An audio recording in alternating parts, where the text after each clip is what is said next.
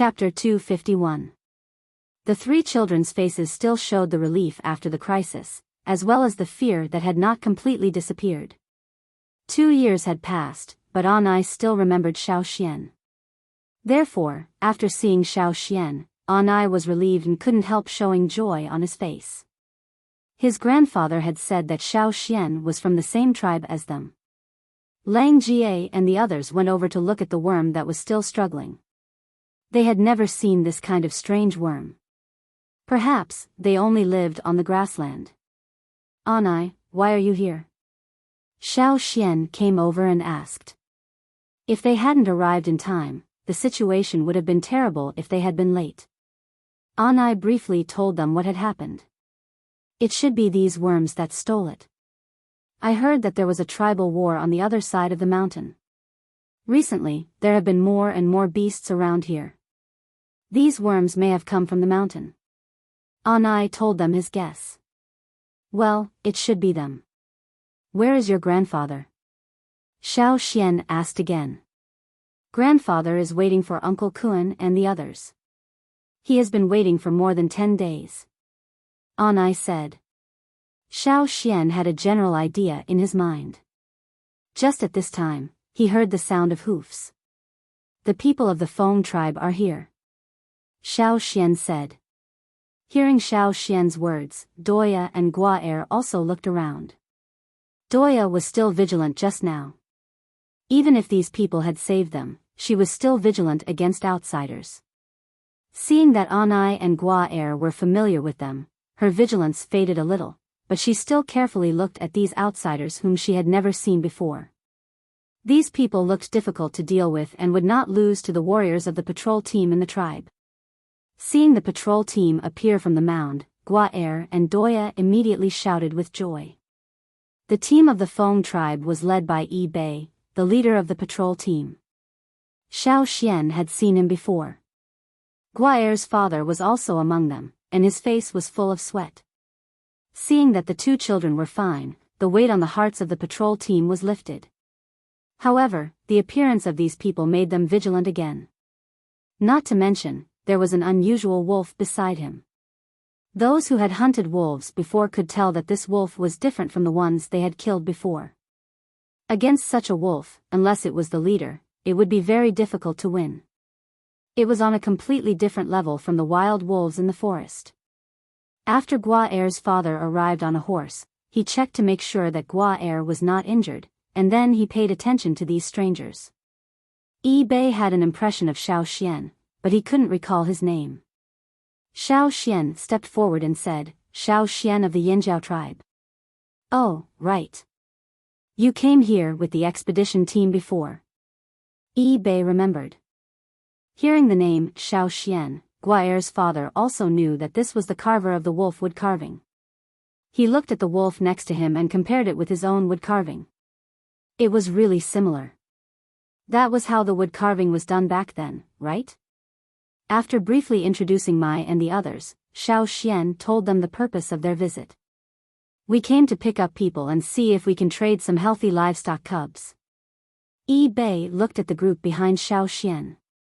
All of them had a kind of fierce fighting spirit.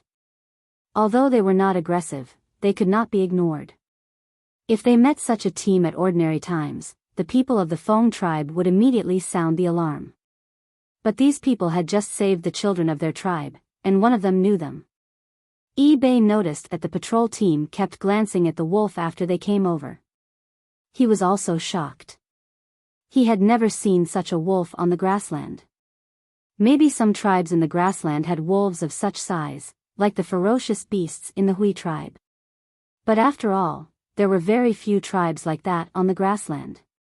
They were all famous big tribes, not inferior to those in the central region. But in front of him, they were from the unknown Yinjiao tribe. No matter what he thought, since the other party was not malicious or aggressive, and their words showed that they wanted to make a deal, Yi Bei showed a warm attitude. Letting people take the 2 dead insects, Yi Bei took Xiao Xian and the others to the tribe. At that time, Xiao Xian was with the traveling team. He was not from the Pu tribe, so naturally, he did not get much attention. But this time, They came in a team representing the tribe, a mysterious tribe that could not be underestimated. Bei could not be careless. He also let people go back to report to the shaman and the chief. Xiao Xian and the others did not go directly to the Feng tribe, but went to the place where Old He and the others were. The wanderers who went out to help find Anai had received the news and rushed back. Old He was also told that Anai was fine. When he was thinking about whether to go back to see his grandson, he saw a group of people coming. Xiao Xian. Old He saw Xiao Xian and his grandson Anai, who was beside Xiao Xian. Hearing the name Xiao Xian, the people who were sitting on the grass immediately stood up and stretched their necks to look over. They heard from Old He that the totem warrior who appeared in the tribe 2 years ago was called Xiao Xian. So, the people from the tribe came? Thinking of this, the wanderers were excited. Even those whose legs were injured asked their companions to help them up and looked at the group of people coming over. They had never seen them before, but they felt familiar. They were indeed from the tribe.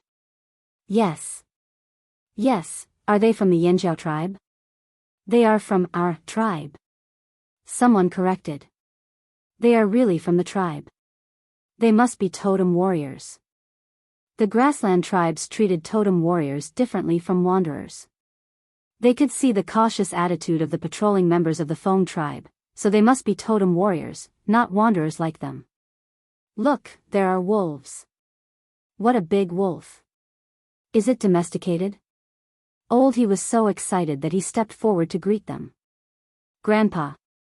Anai rushed to the old man and told him what had happened before. Looking at his grandson who was safe and sound, Old He looked at Xiao Xian and the others and thanked them again and again. Long time no see, Old He. Xiao Xian said with a smile. Looking away from Old He, Xiao Xian looked at a young man who was coming over. The person's face was filled with excitement and nervousness. He had a square face, and because he often worked outside, his whole body was tanned. His palms were rough, and there were many wounds and scars on his body. Some were new, and some were old. Under the animal skin clothes with several holes, there were traces of grass ropes on his shoulders. Because of the hard life, he was not very strong compared to the other warriors of the Yanjiao tribe, but he had a strong spirit. Probably because he had not had a good rest for many days, he looked a little tired, but he looked at the warriors of the Yanjiao tribe with burning eyes. His name is Kuan Tuesday. He was going to take us back. Old He introduced him. Xiao Xian nodded and stepped back. He pointed to my next to him and introduced him to the wanderers. This is the leader of our team, Senior Totem Warrior, Mai. Xiao Xian deliberately mentioned Senior Totem Warrior, to make the wanderers feel more at ease, and also to let Mai know his existence here. If these people awakened their totem power in the future, Mai could take them as his subordinates. For the wanderers, totem warriors were rare, let alone senior totem warriors. Wasn't that the same level as the leader of the patrolling team of the Feng tribe? Mai asked people to distribute some food and herbs to the wanderers, and then he talked with Kuan Tu and asked for details. Mai, Xiao Xian, our chief wants to see you. Bei came and said. Xiao Xian looked at the wanderers. Bei saw it and smiled, they are coming too. From now on, Kuan Tu and the others were no longer wanderers.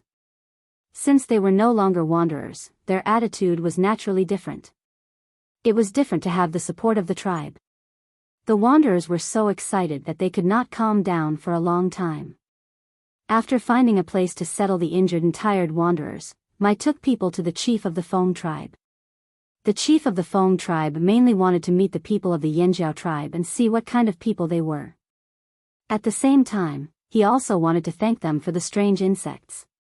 Hearing that they were going to trade livestock, the chief of the Feng tribe asked people to take Xiao Xian and the others to pick livestock. Mai stayed there to talk with the people of the Feng tribe, and Xiao Xian took 10 people to pick livestock. The livestock were not always in the same place. Sometimes they would go to one place, and if they did not have enough, they would go to another place. When Gua Er saw Xiao Xian take people and wolves to his home, he was very excited. Dad, a living wolf, a living one. I know. Don't go there, or it will eat you. Gua Er's father went over to help Xiao Xian pick the livestock, but Gua Er didn't dare to approach, so he could only stand not far away and watch. He had already forgotten the panic of encountering the strange insects before, and now he had time to stare at Caesar. Not only Gua Er, but also many people around, no matter adults or children, especially those who were close to Gua Er. They had also seen Gua Er's wood carving. Gua Er had taken it out and compared it with them. They had thought that the wood carving was too exaggerated. Some of them had seen a wolf pack in the head of a wolf pack, but they had never seen such a wolf. Look at the claws and teeth of the wood carving, and the momentum, it was too exaggerated. However, now it seemed that the wood carving was not fully shown. Sure enough, it felt different to see a living one. Being stared at, they felt a chill on their backs. Xiao Xian asked people to help him pick some livestock, and he also picked some himself.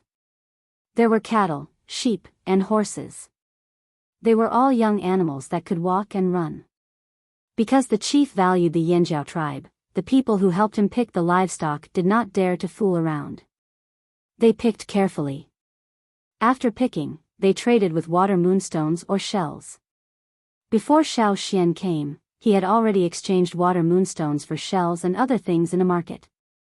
So no matter what the Feng tribe accepted, Xiao Xian could take them out. In the end, there were 20 cattle, sheep, and horses, male and female. After picking, he asked the wanderers to look after them. They had experience and could take good care of them. That night, the people of the Yanjiao tribe stayed in the Feng tribe. Because of the war on the other side of the mountain, more beasts came over the mountain. On this side of the mountain, in addition to the Feng tribe, there were several other tribes that had been attacked by strange insects and beasts. Naturally, there were more people patrolling at night. Caesar lay on the grass outside, listening to the cries in the distance. He felt that it was too noisy, so he stood up and shook his fur. Then he raised his head and howled to the sky. Ow! The howl passed through the grassland of the Feng tribe and spread to farther places. It could even be heard in the mountains. The cattle and sheep of the Feng tribe were shivering in the pen. Many horses in the pen were also anxious, but not too much. They did not feel the murderous intent against them. Some of them had faced the wolves before, so they were not timid. Some beasts wandering around the border of the Feng tribe did not hesitate to turn around and run away after hearing the howl, especially the wolves. Invisible underground, several insects that were heading towards the Feng tribe also paused, probably thinking about something. After a while, they also turned around and ran towards other tribes. After the howl, there was silence. Caesar did not hear any provocative howls. Satisfied, he lay down again and continued to sleep. The warriors of the Feng tribe patrolling on the grassland looked at the beasts in the distance and looked at each other. Chapter 252.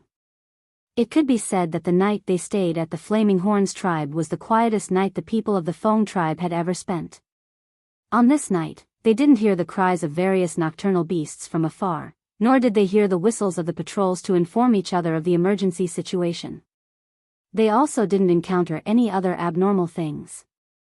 Even the strange insects that they had been guarding against all this time didn't appear. The next day, Yangguang was bright and beautiful. Every family got up early and the first thing they did was to count the livestock in their animal pens. How is it? Not a single one is missing. A woman of the Feng tribe said happily to her husband after counting the livestock. The neighbors were also exchanging information to see who was unlucky enough to lose their livestock. However, after exchanging information for a whole morning, they found that no one had lost their livestock. A man who complained that he had lost his sheep had to count twice to make sure that they were all there because he had counted wrongly. This was the first time in a long time that no livestock had been lost. Listening to the information collected by his subordinates, Bei nodded. It seems that those insects were the ones who stole the livestock. It could be something else, but they were scared away last night. Someone whispered. The howling of the wolves last night was heard by everyone, whether they were sleeping at home or patrolling on the grassland. The patrols even saw with their own eyes that the beasts heard the howling and ran away. For a moment, the people of the Feng tribe envied the Yinjiao tribe in their hearts. How good it was to have such a wolf guarding them. Other livestock thieves didn't dare to come close. The people of the Yinjiao tribe stayed in the Feng tribe for 2 days before leaving, mainly to take care of the wanderers. After 2 days of treatment, the seriously injured were finally out of danger. Xiao Xian also took the opportunity to take some warriors to the mountains to chop some wood. When they came back, they made a simple carriage. Because there were limited materials and most of the tribe's skilled workers were not here, Xiao Xian basically finished it alone. The carriage he made was not as big as the one they had when they first returned to the old haunt. There was no roof, only a simple frame, and a straw mat woven by a wanderer to shelter Yang Guang. Because the wood was not very good and not very strong, it was okay to make do with it. As for pulling the carriage, this time he did not let Caesar pull it. Xiao Xian picked 2 adult horses to pull the carriage. Let the wounded who can't move get into the carriages. The wanderers were in a good mood. After 2 days of rest, they were in a much better state of mind. In addition, they had the totem warriors of the Yinjiao tribe with them this time. They felt relaxed and happy. When Anai's family left, Guaer gave him a pony. Although Doya and other children of the same age who knew him didn't play together, they all went to see him off. When we meet again in the future, we will all be totem warriors, right? Guaer looked at the people leaving and said. Hey, where did Anai say their tribe was? If we go out in the future, we'll go and see him, said one of the children. Although he said that, his eyes were fixed on Caesar. Speaking of this, Guaer was very entangled. My father said that they are in the ferocious beast mountain forest. The other children, even if they were far away, they also knew where the ferocious beast mountain forest was. After saying goodbye to the patrol of the Feng tribe, the Yinjiao people left with the wanderers and did not continue to go deep into the grassland. Although they were also very curious and wanted to see what other tribes on the grassland looked like, the task was more important. This time they mainly came to pick up the wanderers, not to wander around. When there was a chance in the future, they would go out for a long journey. After leaving the Feng tribe, they were almost out of the grassland. Xiao Xian still didn't see Cha-Cha's figure. Looking at the sky, Xiao Xian was puzzled. Why didn't Cha-Cha come back? When they came to the Feng tribe 2 days ago, Cha-Cha ran out to play alone and didn't follow them into the Feng tribe. Xiao Xian didn't care about it. He only told it not to go to other tribes to pick up livestock, or it would be shot by bows and arrows. At first, Xiao Xian didn't worry about it, but he didn't see it for 2 days. In the past, when Cha-Cha left him to play, it would come back every day to report. Now it disappeared directly. Everyone was planning to leave, but it didn't appear. Could it be that it ran to the other side of the mountain to watch the tribal war and forgot to come back? Fortunately, before leaving the grassland, Cha-Cha finally came back. Compared with when it came, Cha-Cha looked quite embarrassed. There were many wounds, and a lot of hair on its body had fallen off. Fortunately, it could fly back and its life was not in danger. Xiao Xian looked carefully. On Cha-Cha's body, some were scratched by sharp claws, some were pecked, and some were pulled out. However, although it was injured, it seemed to be very excited. Who did it fight with? Lang Jie asked. It should be. It's probably a bird about the same size as it, or maybe it's the same species. Xiao Xian took a feather from Cha-Cha's bloody claws. This was Cha-Cha's trophy. When it flew back, it was still holding it in its claws. As for the blood on its claws, it was obvious that it wasn't its own. Cha-Cha had several feathers in its claws. Looking at the size and color of the feathers, they were almost exactly the same as the ones on Cha-Cha's body. If it wasn't for his understanding of Cha-Cha, Xiao Xian might have even mistakenly thought that the feathers were plucked from Cha-Cha's body. Look at this jubilant mood. Did you win? Lang Jie clicked his tongue. Caw. Cha-Cha responded, flapping its wings proudly. Unlike Caesar's closeness to the Yanjiao tribesmen, Cha-Cha had always been more distant to other people, not to mention that there were many strangers in the team this time. After Xiao Xian applied medicine to it, it flew back to the sky and followed the team. This time, it didn't run around randomly. Xiao Xian helped to collect the feathers as trophies. When they returned, he would let Old Ku keep them. Every time Cha-Cha brought back trophies, Old Ku would always keep some for it. The wanderers were very curious about the two ferocious beasts in the team. However, Caesar and the others didn't dare to approach, and Cha-Cha in the sky was too far away, so they could only glance at them. They didn't expect that there would be ferocious beasts in the Yanjiao tribe. A tribe with ferocious beasts should be considered strong, right? After leaving the grassland, the team didn't go back directly, but went to another place. There, Kuan-Tu and other team leaders who were responsible for gathering people on the grassland agreed that they would meet there after leaving the grassland. The grassland was very large, and there was more than one way out. It might be the shortest way for Kuan-Tu and the others, but it might not be the same for other people on the grassland. Therefore, they split up. There's a market there, and many travelers will pass by there. However, the place we agreed on is not at the market, but on a mountain. It's just close to the market. We'll use the whistle to contact each other. Kuan-Tu told Mai about their arrangement. In order to return to the old haunt and the tribe, they had paid a lot.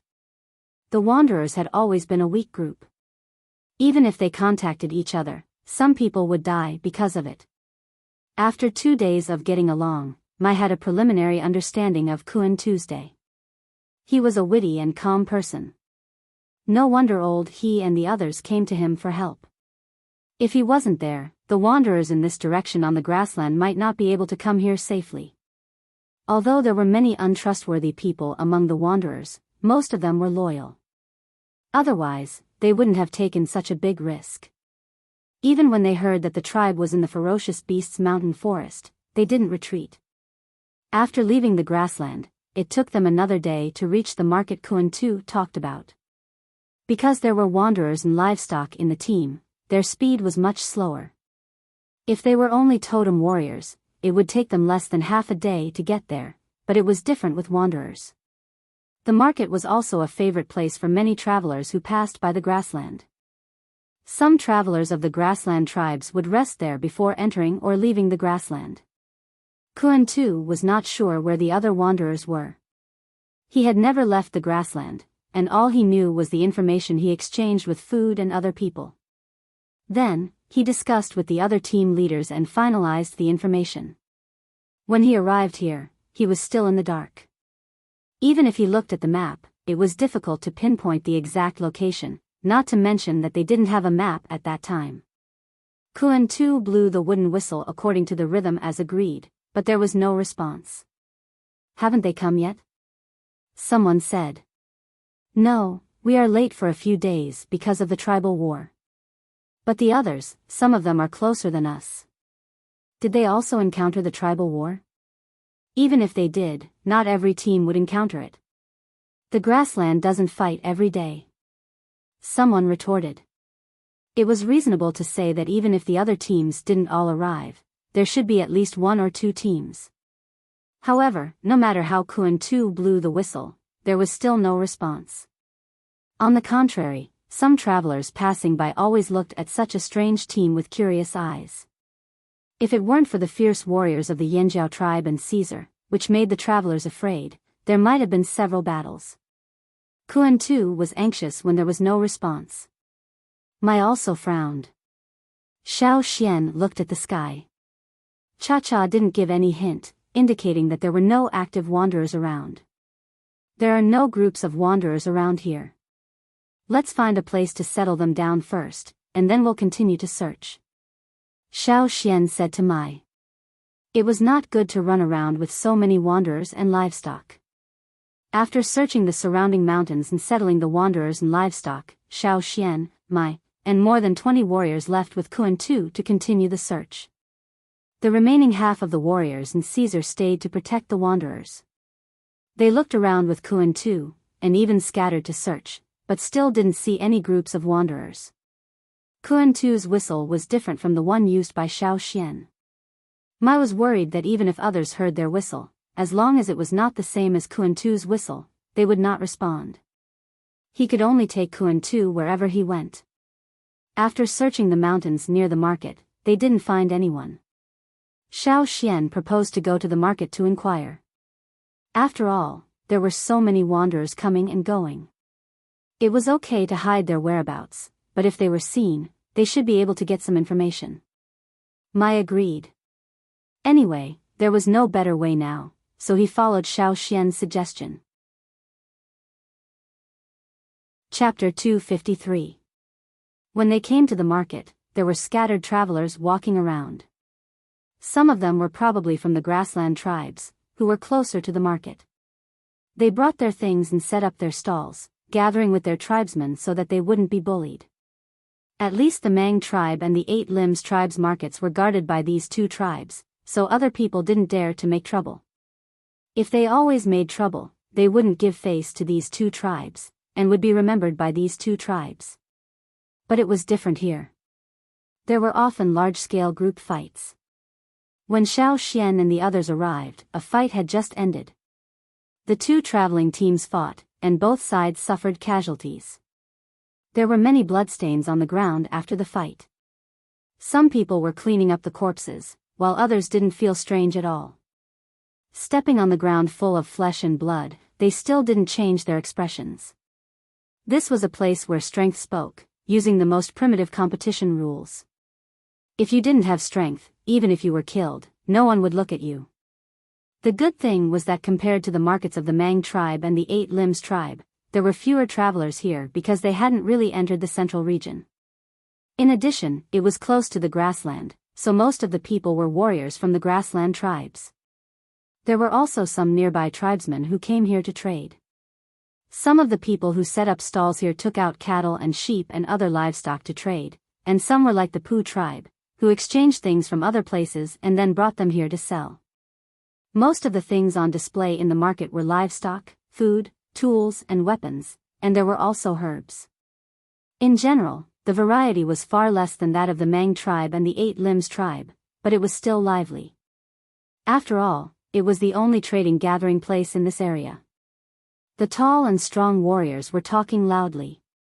Some of them were talking, and when they failed to trade, they directly used their knives to kill. This kind of thing could be seen at any time. Xiao Xian asked around, but didn't hear about any wanderers groups coming here, which made Mai a little disappointed. It seemed that it wasn't so easy to find people. Kuan Tu didn't give up. Even in the market, he still whistled after walking for a while, hoping that there was someone in the market who could understand the whistle. Otherwise, how could he find other wanderers in such a big place? Or maybe, other wanderers weren't as lucky as them, and didn't meet the warriors sent by the Yanjiao tribe and got into trouble? Thinking about this, Kuan Tu walked behind Mai absent-mindedly. They walked around the market but found nothing. When they were about to leave, they heard a whistle when they passed by the mountain closest to the market. It was the same sound as Kuan Tu's whistle. It's them. Kuan Tu's eyes lit up. He looked around, but he couldn't tell where they were. Mai and the others had better hearing and immediately locked onto the location. Over there. Let's go. Mai was happy to finally have a clue, but at the same time, he was worried because the mountain was the resting place for travelers. Not only were there a lot of people, but they were also totem warriors. For tourists, it was not a good place. Xiao Xian had seen such a cave before. In the bazaar of the Mang and Eight Limbs tribes, he had followed the Pu tribe's traveling team to live in a similar cave. He had seen with his own eyes how they fought for the cave. There was no order, it was all based on strength. Because of this, he wondered why the wanderers that Kuan Tu mentioned would go there. The whistle blew twice and then stopped. Kuan Tu blew again, but there was no response. Why did they stop blowing? Lang Jie wondered. Maybe something really happened. Xiao Xian said. The mountain that served as the resting place seemed to have been hollowed out. There were several entrances and exits at the bottom of the mountain. The most important entrance directly divided the mountain that had been dug into a circular shape. Therefore, if one looked down from above, the mountain that served as a resting place for the travelers looked like a nearly 300-degree arc. Many of the mountain's entrances were dug out manually, and there were holes everywhere. When Xiao Xian and the others rushed to the mountain, 10 wanderers were standing on the circular mountain where travelers rested. Several of them were injured, but they didn't have time to wipe off the blood. In front of them, an expedition team had surrounded them. The others around looked at them as if they were watching a play. No one would intervene in this situation. This kind of thing added to their fun. They all stood at the entrance of their team and watched what happened over there. Among the 10 people, the leading wanderer was called Qi. He held a wooden whistle tightly in his hand.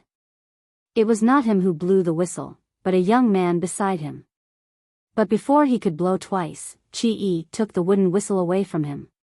He naturally knew that his companions were nearby, but he couldn't let them come over. They were all wanderers, and here, it was like a big mouth full of sharp teeth. Those totem warriors were the sharp teeth in the big mouth. If wanderers came in, they would lose a layer of skin even if they didn't die. The 10 of them didn't matter. If others came, they would die. In front of Qi, the traveling team looked at them jokingly, as if they were playing with prey in a cage. Why don't you continue to blow? Are your companions coming? Continue to blow and call them over. I want to see what your companions look like. A man in the traveling team opposite said. Yes, continue to blow. We will take as many as they come. Are there any women? The people on the side echoed. Listening to the words of the people around them, Qi and his companions looked worse. But now, they couldn't escape. Qi looked at the people in another cave not far away. There, he knew many of them, but no one stood up to help them. When everyone looked at Qi, in a cave higher up, a totem warrior carried a clay pot full of water into the cave. As he walked in, he said to other companions in the cave, "Wanderers are so bold now. Only 10 of them dare to come here." He had just gone to get water. When he went up the mountain, he saw the scene over there. Wanderers? How can wanderers come to such a place?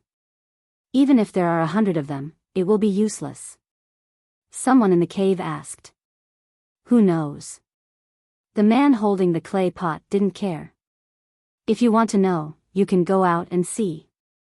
The fight hasn't started yet. What's there to see? If 2 traveling teams fight, I will be a little interested. Wanderers? Tut. The man curled his lips and leaned against the cave wall to look at the people coming out of the depths of the cave. Gula, what do you think Shan Dao encountered? Did he really meet other eagles? The people coming out of the cave did not answer, but sighed. In the cave, an eagle with injuries stayed there to rest. There were many scratches and bites on its body. There were many bald places on its body. Its feathers were forcibly pulled out, and many places were still bleeding. It was better after applying medicine. Compared with Cha-Cha, this eagle named Shan Dao, which was about the same size as Cha-Cha, was much more seriously injured. Gula took out the kettle and drank a few mouthfuls of water. He recalled the situation when he saw Shan Dao come back this morning. They thought that Shan Dao would not meet a strong enemy in the air. With Shan Dao's size and strength, it would be good if he didn't kill other birds. The probability of encountering a strong enemy was too small, so they didn't worry much. Unexpectedly, when they saw him come back, they were all dumbfounded. At that time, Shan Dao's feathers were stained with blood. Some of the feathers on his body were upside down, so he flew unsteadily. When he came back, he fell to the ground and screamed unwillingly. After some medicine, he calmed down. Now he was sleeping. Otherwise, if he woke up, he would probably continue to struggle and fly out to fight. What happened to him? Why was he injured like this? Gula didn't know. Among the people resting in the cave, 2 teenagers felt bored, so they went out of the cave to see how things were going over there. It turned out to be the people of the Dishan tribe. They can only bully some weak people. One of them looked at the traveling team over there and said contemptuously.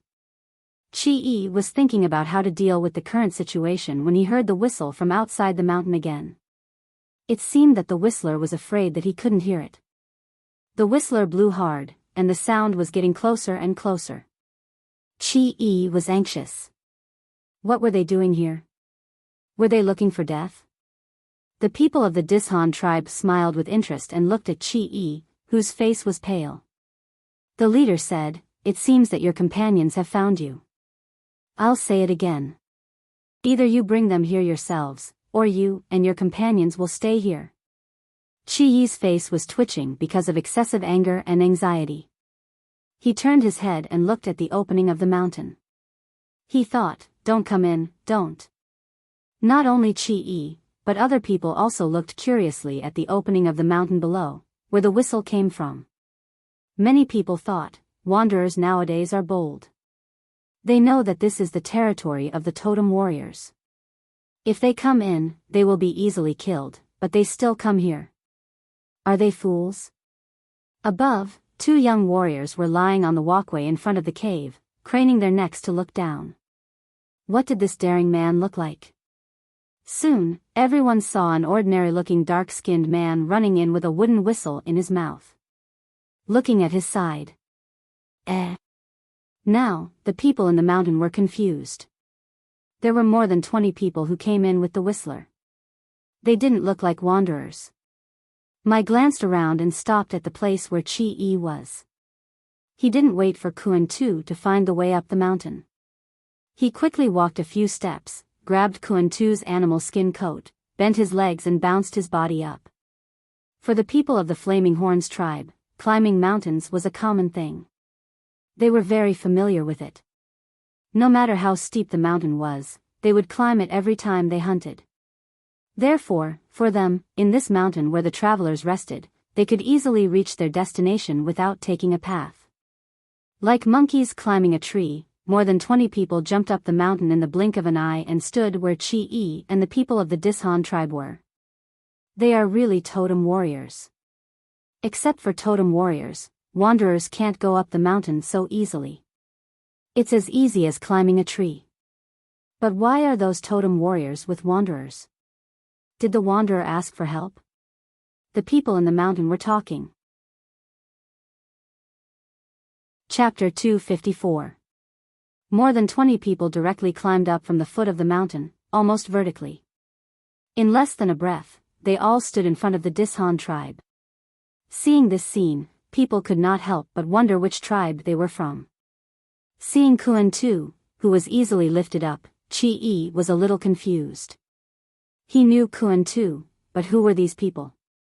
However, feeling the familiar breath of these more than 20 people, Chi-E thought of a possibility. His heart suddenly jumped, and he even forgot to breathe. Seeing that Chi-E was silent, Kuan-Tu stepped forward and asked, "What happened?" Thinking of Mai and the others, Kuan-Tu quickly introduced, "These are the people from the tribe who came to pick us up. Mai is a senior totem warrior. And Uncle Wei is also a senior totem warrior." Wei was originally the vice captain of Ta's advance group, and he was also one of the few people who were sent out this time. Knowing that Xiao Xian was going to pick up wanderers and livestock, Ao let Wei go with him.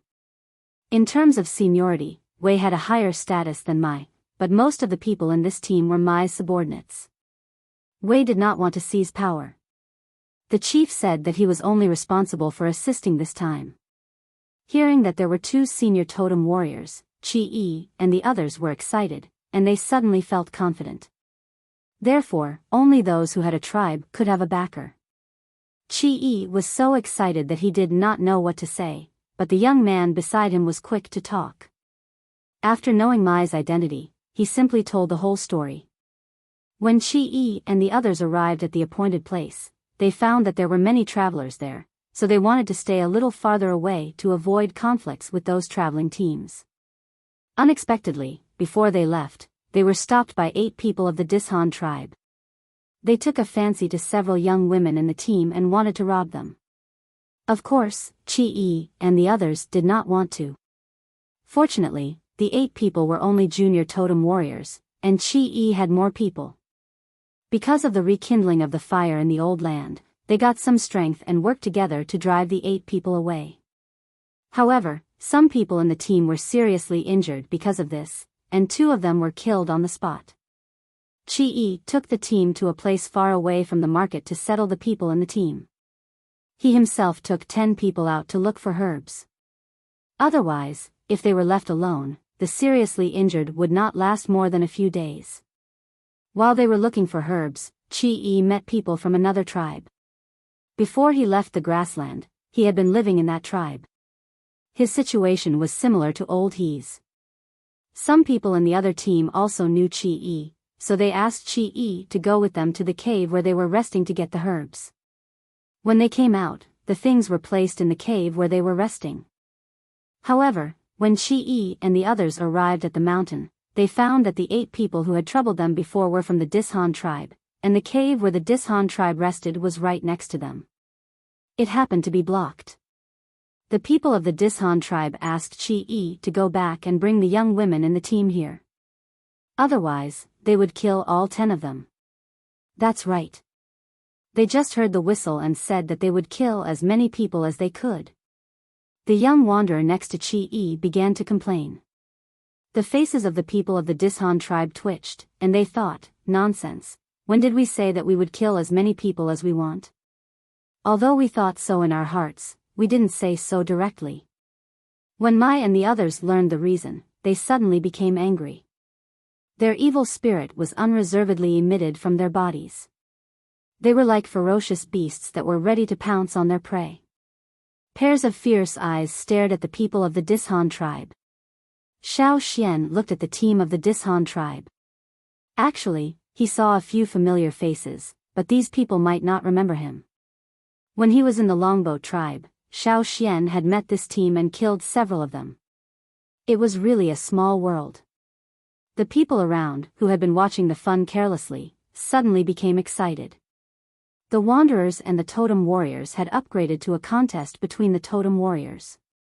It was interesting, but they didn't know which tribe these people were from. Seeing this team of people, the people of the Dishan tribe were stunned. They were secretly surprised. Weren't they Wanderers? How could so many warriors suddenly appear? 2 of them were senior Totem Warriors. Leader. The people of the Dishan tribe looked at the leader of the team and asked what to do next. The leader of the Dishan tribe changed his expression. His eyes stayed on Mai and Wei for a long time. He held the stone knife tightly in his hand and said, "Good. Very good. I didn't expect there to be a tribe. Which tribe are you from?" Mai took a step forward. There was a fist-sized stone under his feet. He didn't avoid it, but directly stepped on it. He said in a low voice, "The Yanjiao tribe." As his voice fell, there was a bang sound under Mai's feet. The stone was broken. Even the walkway outside the cave was shaking, and the people around were shocked. The Yanjiao tribe? They had never heard of it. Some people thought it was familiar, but they couldn't tell too much. In short, in everyone's eyes, they couldn't tell why. They were all from small tribes, so they didn't need to care. Seeing that Mai didn't want to retreat, the leader of the Dishan tribe was also angry. So what if the other side had 2 senior totem warriors? They had 3 on their side. Besides, they had more people. How could they be afraid of 20 people with more than 100 people? So you don't want to hand them over? The leader asked. Those who bully my tribe, Mai looked straight at the leader, and his eyes flashed fiercely, "Die." So arrogant? Mai's words stunned the people around him. This Yanjiao tribe was really overbearing. They were simply arrogant. Didn't they see the faces of the people of the Dishan tribe turn black? Mai's words were also what the other people of the Yanjiao tribe thought. From the other side of the river, they had worked hard to return to the old haunt. Along the way, they had learned a lot. The face of the tribe naturally had to be protected. Outside, they couldn't retreat when they encountered such things. The courage in their bones didn't allow them to send their tribesmen to the other side's cave. So what if they were from the Dishan tribe? So what if they had more people? They would still do it. In the face of the more aggressive momentum of the 20 people of the Yanjiao tribe, the leader of the traveling team of the Dishan tribe felt a little uneasy. None of these people flinched, and none of them had the intention to retreat. More than 20 forces were almost twisted together, like a fierce flaming broadsword, ready to fight to the death at any time. It was really tricky. It was better to test it out. The leader of the Dishan tribe made a gesture with his hand behind his back. A warrior on the side suddenly took a few steps forward. He didn't face Mayan Wei, but stepped towards Qi Yi and the others. So what if I bully you? As he spoke, the man pulled out an arm-long stone knife hanging from his waist. Under Yang Guang's hand, the knife had a luster like the dusk, as if it was going to bring the night. With the sudden outbreak of the totem power, the totem patterns on the man's body appeared. He kicked the ground with one leg, and the tip of the knife was aimed at Qi Yi, who was standing behind Xiao Xian. The next moment, Qi Yi's head would be cut off. Seeing that the man suddenly attacked him, Qi Yi felt a strong sense of crisis, and he couldn't help but take a step back. However, Xiao Xian, who was standing in front of him, didn't retreat. At the moment when the man stabbed him, Xiao Xian suddenly swung his arm. The gray shadow of the knife was mixed with a strong murderous aura. It was obviously the color of an ordinary stone, but at this moment, it gave people a feeling of extreme coldness. At a faster speed than the man, the knife swept from front to back and passed through the man's body without a trace of stagnation.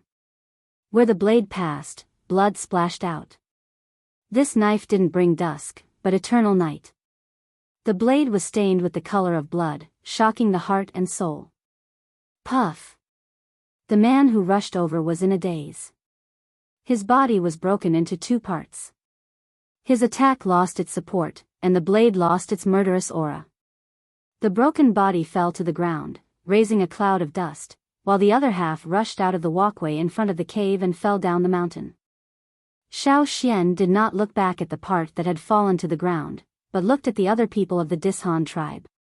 He repeated Mai's words, which was also a reply to what Mai had just said. Those who bully my tribesmen, die. Obviously, his tone was not as strong as Mai's, but it made the listeners feel as cold as ice. Many people around couldn't help but shiver. In front of the people of the Dishan tribe, this guy was so decisive. He directly cut the man in half. These people of the Yanjiao tribe didn't have any scruples. Some people re-evaluated the people of the Yanjiao tribe in their hearts. The man who came out of the Dishan tribe just now was an intermediate totem warrior. Not a beginner. He didn't even have time to escape, and was directly cut off. If it were them, could they escape? Many people thought in their hearts, but found that they were not sure. Regardless of whether it was the speed or the strength of that strike, it was frightening. The people of the Dishan tribe looked at the half-body on the ground, and then looked at Xiao Xian, who was staring at them. Many people subconsciously stepped back. If there were no people behind them, they probably would have left the battle. Above, the two young people who saw the scene just now raised their eyebrows. My ancestor. He cut him off with one knife. What's so strange? The wanderers didn't have much power to resist. It's normal to be killed with one knife. Someone in the cave heard them and said. It's not a wanderer, it's a man from the Dishan tribe. He was cut off with one knife. What? The people in the cave were shocked. Is he really just an intermediate totem warrior? Is he the third senior totem warrior hiding in the team? Another young man said. No, he's not a senior, but he's very strong. Besides, he's so young. How could he be a senior totem warrior? He's not from the big tribes in the central area. Hearing the discussion of the two young people outside the cave, the people resting in the cave couldn't sit still. Just now, they also felt the strong murderous intent. They guessed that the battle below had escalated, but they didn't know what had happened. They only felt that the atmosphere in the mountain seemed to be stagnant for a moment. Although it had eased up now, it was far less active than before.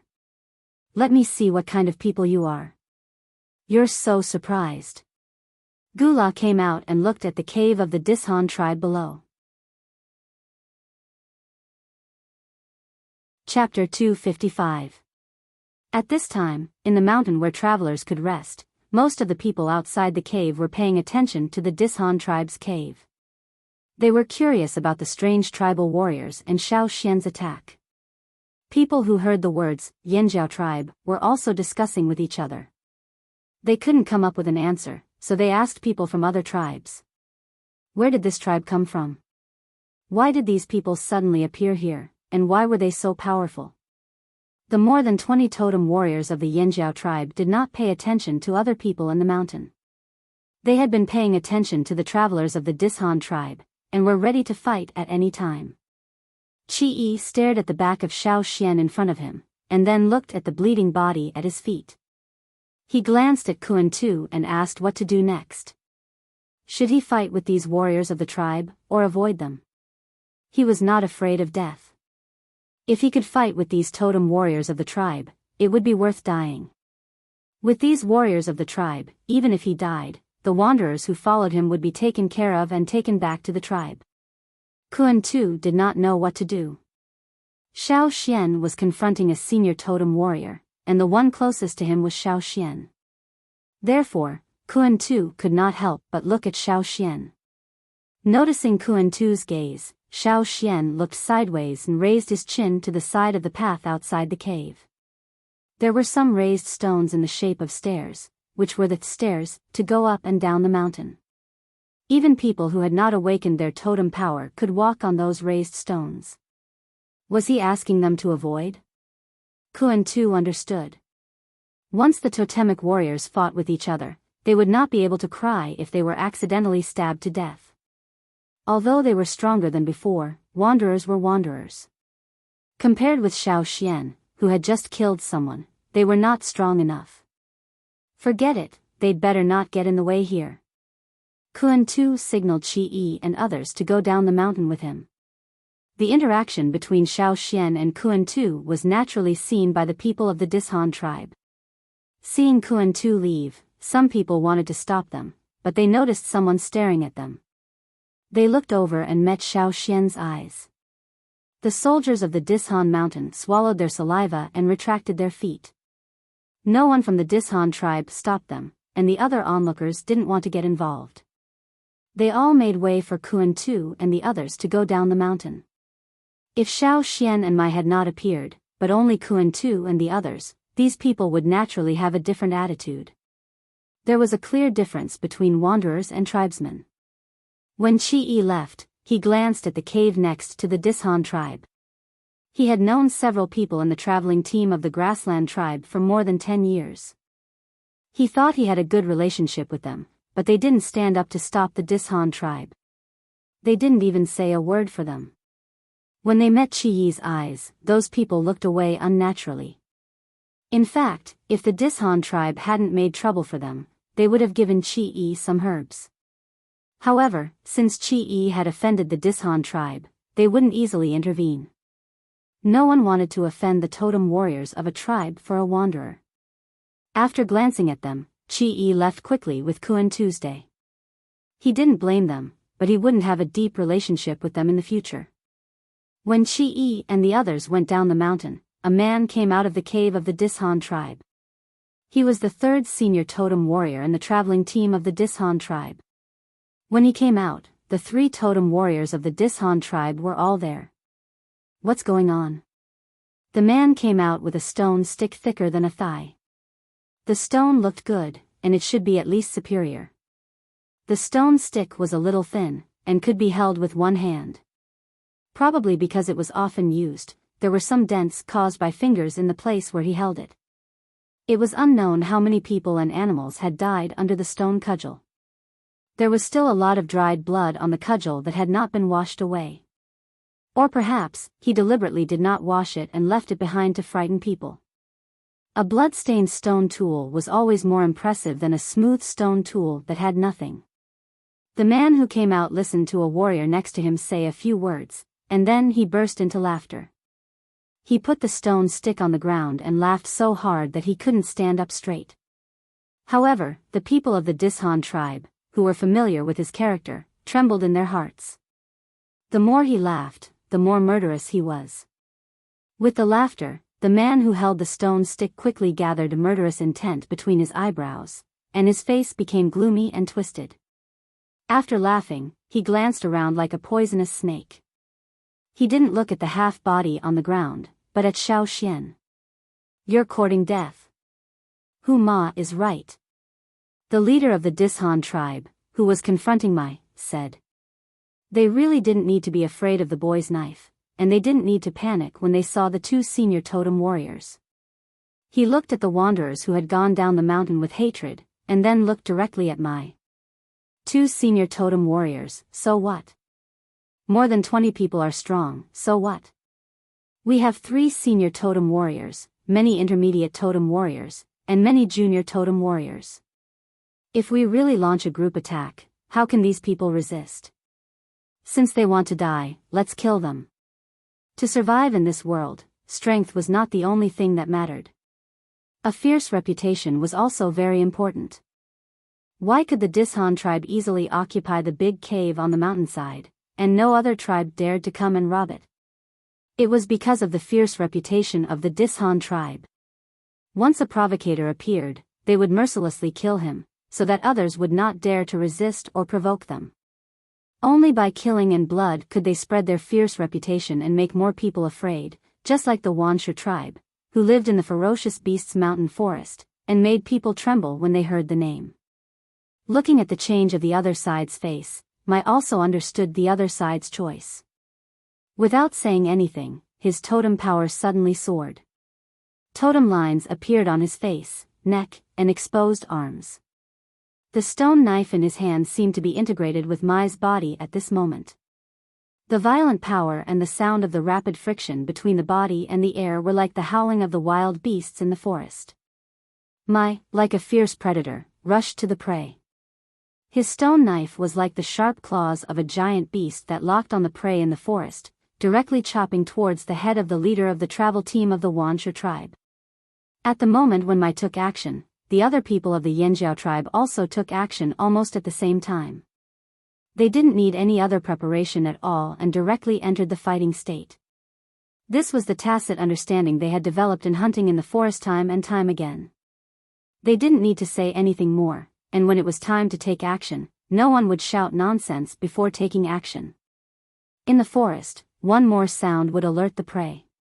If they shouted loudly before taking action, the people in the hunting team would have starved to death. More than 20 people, almost at the same time, mobilized the totem power in their bodies. At this moment, their momentum soared, like a mountain that suddenly rose from the ground, overturned and pressed towards the Dishan tribe. They completely broke the fierce momentum that the Dishan tribe had accumulated because of the arrival of Hu Ma. The people of the Dishan tribe, who were thinking about weighing the pros and cons, didn't react quickly because of this sudden change. Except for the 3 senior totem warriors and some people who were alert and sensitive, the others were slow for a moment. Those who were slow to react had yet to make a move when the sharp saber chi brought about by the stone saber had already arrived. Just the wind brought about by the swing of the saber could make people feel the ferocity of the saber. Chi. More than 10 warriors of the Dishan tribe, who didn't react quickly, were directly chopped.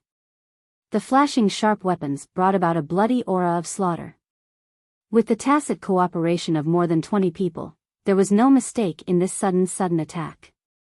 Every time it seemed like they did not care about anything, they would always be able to avoid their own people and slash at the enemy.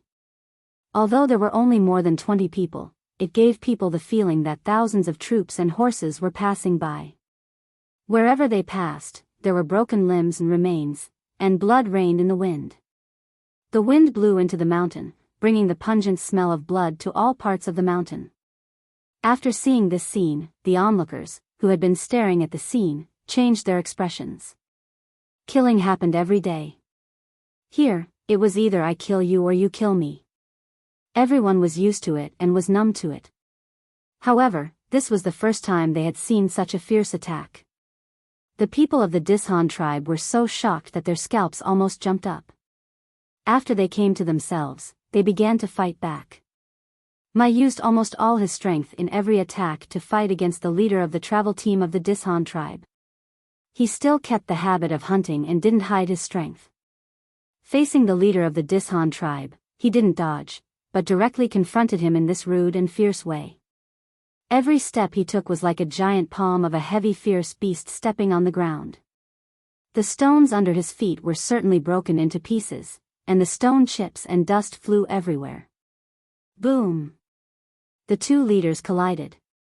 Their strengths met on a narrow path, and neither of them wanted to back down. The moment the ground under their feet collided, the mountain rocks that were originally one piece cracked, and the stones flew out like a blooming stone lotus. On the other side, after the initial shock, Ma was endlessly angry. He didn't expect that the people of the Yanjiao tribe dared to attack him directly. Ma hit the man in front of him with his stick, and rushed to the nearest totem warrior, regardless of his tribesman's life or death. The people who had been around Ma hurriedly scattered and no longer moved forward. If they interfered with Ma's battle, they would be hit by the stick, just like the poor tribesman. Seeing Ma rushing to Lang Jie, Xiao Xian changed his target and rushed there. Lang Jie could deal with other people, but he was at a disadvantage when fighting against Ma. Unexpectedly, there was a sudden attack from the side. Ma had no time to deal with Lang Ga. He raised his stone stick above his head and collided with the knife. At the moment when he blocked the knife momentum, Ma's eyes could not help but change. Because of the collision, a strong impact came from his wrists, arms and shoulders. Even though he was a senior totem warrior, he could not underestimate this power. Looking at the person who made this attack, Ma was surprised again. It was the young man who had killed the intermediate totem warrior in the team with one attack. Chapter 256. Ma could not help but think. Since Xiao Xian had found him, he naturally would not pay attention to others. Ma moved his body and tilted his stone stick to one side, trying to remove the threat of the knife. However, Ma did not expect that Xiao Xian's next move was much faster than he had imagined. At the moment when the knife in his hand collided with the stone stick, Xiao Xian lifted it up with the help of the reverse force generated by the collision, and then chopped it down again. This kind of chopping was similar to chopping ferocious beasts in hunting. However, this was not the end. The third chop, the fourth chop, Xiao Xian chopped one after another. As long as the stone stick moved a little bit, Ma would not be able to keep his head. Under such intensive attacks, Ma could only raise his stick to resist the attack. The knife chopped the stone stick fiercely, and the stone chips splashed out. The harsh crashing sound was clear again and again in this ring-shaped mountain, even suppressing the sound of other people fighting around. The thunderous and almost breathless attacks made the surrounding people's jaws drop. They all looked over there in a daze. Before the battle, they would not have believed that such a situation would happen. Who was Ma? The travelers who often rested here were naturally familiar with it. It was one of the reasons why the Dishan tribe was notorious. But now, this notorious senior totem warrior of the Dishan tribe was defeated by a young intermediate totem warrior of the Flaming Horns tribe, who came out of nowhere. They didn't know where the Flaming Horns tribe came from, but they didn't expect him to be beaten like this. However, the boy was also strange. He was not a senior totem warrior, but his strength and speed were much higher than that of other intermediate totem warriors. Looking at the other people of the Yanjiao tribe, everyone was surprised again. It seemed that the people of the Yanjiao tribe were a little strange. It was impossible for totem warriors of the same level to gain the upper hand in a one-on-one fight. However, the strangest thing was the boy who beat Ma. They thought that the Dishan tribe would win because there were 2 senior totem warriors on one side and 3 senior totem warriors on the other side. But now? It was hard to judge for a while, but if it continued like this, everyone was not optimistic about the Dishan tribe's chances. It was a kind of overwhelming momentum. Even his aura had lost. What was the point of fighting? Even if they won, it would be a Pyrrhic victory where they would lose an arm or a leg. They would not be able to recover in a short period of time. Therefore, if they wanted to avoid such a situation, the 3 leaders of the traveling team of the Dishan tribe had to change the current situation. Looking at the other 2 sides, the crowd once again looked at Huma and Xiaoxian. The opportunity for the Dishan tribe to turn the situation around depended on Huma. The other 2 were not in a good situation. Although Huma was notorious in this area, he was not a fool. He immediately understood the current situation on his side. Beads of sweat dripped from his forehead, but he didn't bother to wipe them off. He did not expect such a situation. He was actually suppressed by such a young person to the point that he did not even have the time to fight back. Other than defending, he was still defending. Against such an attack, there was nothing he could do. He was only an intermediate totem warrior. Although there was something strange about him, Huma was sure of it. Disgrace, this was simply a disgrace. The angrier Huma was, the more concentrated he was. Between life and death, especially in a fight between masters, one careless mistake would lead to death. Naturally, Huma was in a difficult situation more than once. When Xiaoxian swung the sword again, Huma roared violently, and his totem power increased again, almost to the limit. With a bang, the stone under Huma's feet sank into a pit in an instant. Huma was also short in an instant. Under his feet in the pit, the straw sandals made of vines had already been broken. Huma bent his knees, and at this moment, he was like an arrow on the string, ready to shoot. At the moment when the sword and the stick collided, Huma's full strength broke out. The pit under Huma's feet sank deeper, and the broken stones and stone chips around were shaken up high. If one was close enough, he could even hear some cracking sounds on the stone ground under his feet. This time, Xiaoxian did not chop continuously. His sword was pushed away. With the force of the chop, Xiaoxian retreated and landed on the ground. He did not attack again for a while. Holding the sword, Xiaoxian's hand was bleeding. Withstanding the power of Huma's explosion, Xiaoxian was not completely unscathed. His whole arm was numb. Looking at the stone sword, Xiaoxian found that there was an obvious gap on it.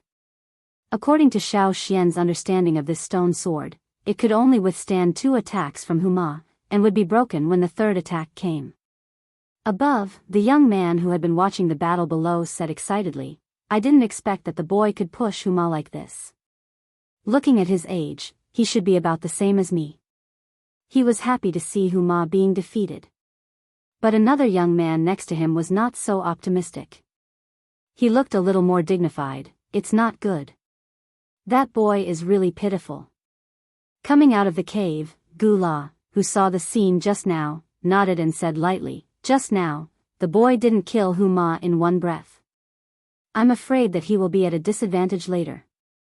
The boy's style of fighting, his advantage lies in his explosive attack and surprise attack.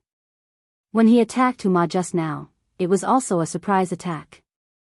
Otherwise, it was difficult to achieve such a situation of suppression.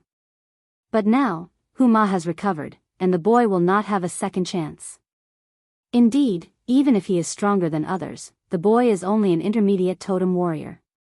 This is undeniable. The man next to Gula said. Gula's eyes moved, and he reminded them, "Did you notice that the kid mobilized the totem power faster than the other 2 senior totem warriors? The faster the totem power mobilized, the more skillful he is in controlling the totem power." Hearing this, the others were silent. They really did not notice this just now. If so, it was really shocking. The boy was not worse than those in the central tribes, not to mention that he was still young. One of them clicked his tongue and said, "Where did this Flaming Horns tribe come from? It is reasonable to say that with such strength, they should be famous. Is it too far from here? More than 20 people could defeat the team of the Dishan tribe. What about the whole tribe? How many people were as strange as that boy?" While they were talking above, the situation in front of the cave of the Dishan tribe was still going on. Huma, who came out of the sunken pit, exuded a violent aura. He walked barefoot on the ground. Wherever he passed, the broken stones were crushed into stone chips. His bloodshot eyes were as if he wanted to devour people. Seeing Huma like this, the surrounding people of the Dishan tribe could not help but retreat again. For a time, there was an empty field. There were only Huma and Xiao Xian on the other side of the field. Huma's toes scratched the ground. His figure flashed, and he rushed straight toward Xiao Xian. Every step he took formed a dent in the ground, and the ground shook quickly. Stone chips and dust were raised high. Huma's arm, which was holding the stone stick, swelled and became thicker. With the shaking of his shoulders, his arm was like a whip, whipping toward Xiao Xian. Wherever his arm passed, the air whistled. Xiao Xian listened carefully to the surrounding movements. His eyes flashed. He did not retreat, but moved forward. When he was about to fight with Huma, he suddenly changed his steps. The strong momentum just now seemed to dissipate in an instant. He was like a slippery and cunning loach. He turned his body and changed his direction. The original attack was changed into a retreat, and he quickly retreated a few meters. Boom! The stone stick hit the ground, and the ground shook again. Where the stone stick hit, there was another dent in the ground. Huma did not stop, but continued to attack. Just like when Xiao Xian attacked at the beginning, he did not give Xiao Xian any time to breathe. The huge stone stick seemed to be weightless, and it was integrated with his arm. It was like a rainstorm, and every time it hit, it was like a heavy hammer hit. The splashing stone chips, like blooming flowers, constantly scattered and withered. The surrounding people also avoided it. No one wanted to be shrouded in such a dangerous area.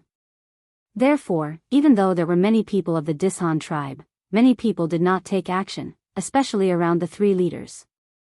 They even left an empty field. Bang! Another heavy blow hit the ground, but it did not hit the target. Xiao Xian's dodging was really slippery. Even the calm onlookers could not figure out why Xiao Xian dodged like that. Retreat? No. Go in?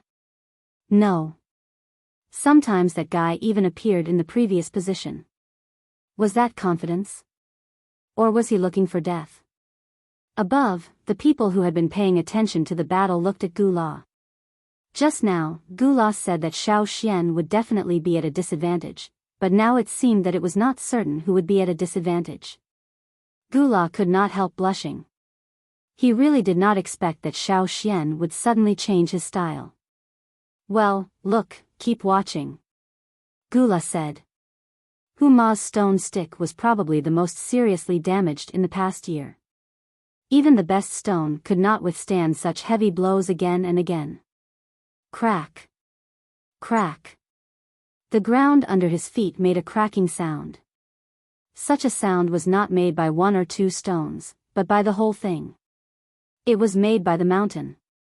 The people with keen hearing could not help but be stunned.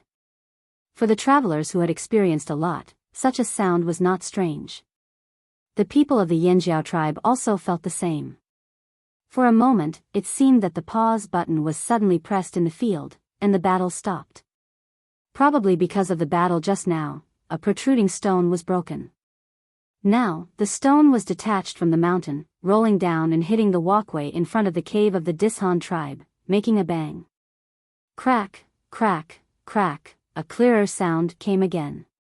No one made a move, but the ground under their feet was trembling. The mountain was going to collapse. They did not know whether other places were also collapsing. No matter whether it would collapse now or not, it was better to avoid this place first. Even senior totem warriors could not be intact if they fell or were injured. No one wanted to be injured because of this. People of the Dishan tribe and the Yanjiao tribe had no time to fight. Some of the people of the Dishan tribe went into the cave, and some retreated to both sides of the walkway. Except for Xiao Xian. Just when everyone wanted to avoid, Xiao Xian suddenly stepped on the ground and rushed towards Huma. He waved his sword at Huma, who was about to run to the entrance of the cave. Huma was so angry that his lungs hurt. He did not expect that at this time, Xiao Xian would attack regardless of anything. Chapter 257. Seeing that Xiao Xian attacked again, Huma could only raise his stick to block the attack of the knife again. 1 knife. 2 knives. The ground under Huma's feet shook because of the 2 fierce attacks, and the cracking sound became faster.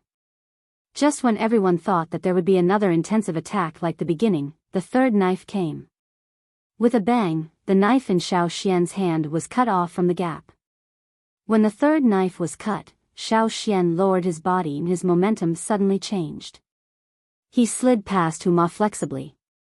The broken half of the knife was still held in Xiao Xian's hand. Like a gust of wind, Huma was cut on his waist before he could escape. Huma did not expect such a situation to happen. Fortunately, he reacted quickly and slightly avoided it. Xiao Xian only had half of the knife in his hand. If the knife was intact, Huma would probably be cut in 2 like the man who was cut in 2 at the beginning. Although the wound was not fatal, it was not small. Cold sweat dripped down. Huma was really frightened by this knife. Feeling the vibration of the mountain under his feet, Huma did not care about anything else. He did not even cover his wound, and ran quickly to the cave with his stick. At this time, Kuan Tu and others who had already gone down the mountain looked up anxiously. After all, they were not real totem warriors. Their eyesight was limited, so they could not see the scene above clearly. They could only guess the situation above from the discussions of the travelers around them. Like others, they were not optimistic about the 20 people of Yanjiao, especially the senior totem warriors. In such a battle, 1 more master meant 1 more guarantee of victory. No matter what, Kuan Tu and Qi Yi felt that Yanjiao was at a disadvantage. However, judging from the discussions they heard, the situation above was really different from what they imagined. Kuan Tu, I can't see clearly. Tell me, who is fighting with Huma? After living on the grassland for a long time, Qi Yi naturally heard of the Dishan tribe, which had a bad reputation. He also heard the name of Huma. However, Qi Yi really couldn't think of anyone who could fight against Huma and not fall into a disadvantageous position. He even slashed Huma. Kuan Tu couldn't see clearly either. He thought hard about the 20 or so people who came with him. Among them, there was only 1 person who agreed with the discussion of the travelers. Are you Xiao Xian? It should be him. Apart from him, I can't think of anyone else who is the youngest intermediate totem warrior who uses a stone knife. But Huma is a senior totem warrior, one of the top 3 in the traveling team of the Dishan tribe. Qi Yi couldn't believe it. Kuan Tu raised his eyes. Did you see when Xiao Xian cut the intermediate totem warrior in half? Qi Yi fell silent. That saber strike had indeed given Qi Yi quite a shock. Crack, crack, crack, crack. Above them, the sound of the mountain collapsing became clearer. All the people under the cave of the Dishan tribe hurriedly avoided it. If that part of the mountain collapsed, they would be seriously injured, even if they didn't die. What's more, the passage in front of the cave at that height was the widest in the whole crater. The people who could rest in the cave at that height were all powerful. After hundreds of years of development, the passage of about 10 meters wide was naturally formed. In comparison, there were only a few tribes resting in the caves near the top of the mountain. They were almost exclusively used by the tribes. No one was stupid enough to rob them. Therefore, there were fewer disputes and fewer people moving around. The opening of the passageway was limited. Therefore, looking down from the top, the protruding passage at the level where the Dishan tribe rested was the widest. If it collapsed, the threat to the people below was naturally not to be underestimated. Seeing that the situation was not good, the people below hurriedly avoided that section. The people at the bottom of the mountain also hurriedly took away the animals tied there. It was not fun if that section fell down. In front of the cave of the Dishan tribe, Huma heard another bang behind him. It was the sound of people's footsteps on the ground. Huma gritted his teeth and sped up towards the cave. The wound on his waist spurted blood because of the violent running. Seeing the man with a bow at the entrance of the cave, Huma roared, "Shoot him to death." Huma also knew that if he could shoot him to death, he would have done so long ago. But at this time, he needed someone to stop Xiaoxian. He didn't want to fall down with this section of the mountain. The archers in the cave reacted quickly. They pulled their bows and shot at Xiaoxian. Xiaoxian's footsteps paused a little to avoid those arrows. He stamped on the ground vigorously, and some egg-sized stones were shaken up. Seeing Xiaoxian stamping on the ground vigorously again, many people wanted to vomit blood. "Damn it, it's about to collapse, and you're still stamping on it." Crack, crack, crack. Clear cracks appeared under Xiaoxian's feet and extended outward, connecting with a crack on the mountain wall. Boom, a section of the mountain with a length of more than 30 meters collapsed nearly an arm's height. Many stones of different sizes collapsed from the mountain and rolled down. The people below saw that the situation was not right and dodged, so they were not hit by the falling stones. However, looking at the rolling stones, the travelers in the surroundings could not help but tremble. No matter which side they were from, no matter where they came from, the travelers were all frightened by this sudden change. How long had it been since the Dishan tribe and the Flaming Horns tribe started to fight? Why did it collapse just like that? What kind of strength was this? No wonder that many tribes did not allow senior totem warriors to fight. The destructive power was indeed too great. Xiaoxian did not retreat because of the collapse of the mountain. He swung his arm that was holding the broken sword. The body of the sword collided with the trembling rocks, pushing the rocks away with great force. The rocks did not shatter, but they were still as fast as meteors. The sound of bones and bodies being pierced was not obvious in the rumbling of the mountain, but the people who had just shot the arrows in the cave fell down one by one. Mai and the others did not delay. Xiaoxian's behavior was not impulsive, but to attract the attention of the archers at the entrance of the cave, giving them a chance to evacuate. More than 20 people of the Yanjiao tribe were also injured. 3 of them could not walk. If the archers shot at them, they would not be able to escape. Fortunately, the archers had all their attention on Xiaoxian, who was approaching the entrance of the cave, so the others could take their injured companions away as soon as possible. On the other hand, although there were many broken limbs and corpses on the ground of the Dishan tribe, there were still some people who could not move. However, they were all abandoned. Seeing the archers fall down one by one, Huma pushed the people next to him aside and took out his strong bow. This bow was made by himself with the best horns in the tribe and bamboo traded from the Mang tribe with a lot of livestock. It was different from the bows just now. He put the bow on the string. Chirp. There was a violent sound of tearing in the air, and a strong arrow flew out from the string. This arrow was much faster than the arrows shot by the archers, and its lethality was also several times stronger. Xiaoxian did not avoid it, but turned his wrist and blocked the arrow with his knife. Bang! The stone arrowhead of the arrow was broken, leaving a dent on Xiaoxian's knife. Feeling the strength in his hand, Xiaoxian's eyes brightened and he looked at the bow in Huma's hand in the cave. He did not know whether this was the best bow they had. If it was stronger, Xiaoxian wanted to find materials to make a bow that the totem warriors could draw with all their strength after returning to the tribe. In that case, it would be a great help to deal with the Wansha tribe in the future. It was not enough. If the bow was stronger, and the strength was greater. Seeing that Xiaoxian blocked the arrow, Huma did not stop. He took out 3 arrows, put them on the string, and shot them almost at the same time. After that, he quickly took out 3 more arrows from the quiver. Taking out the arrows, drawing the bow, and shooting them, all in a short time, which showed his proficiency. However, the strength that the bow could bear was limited. Huma, a senior totem warrior, had to suppress the strength when he wanted to shoot these arrows. Otherwise, the bow would be broken if the strength exceeded the strength that the bow could bear. Huma's purpose was not to shoot Xiaoxian. It would be better if he could shoot him to death. If not, he could force him to fall down with the mountain. Xiaoxian didn't move forward anymore. He stomped on the ground to avoid the 3 arrows that were shot at him.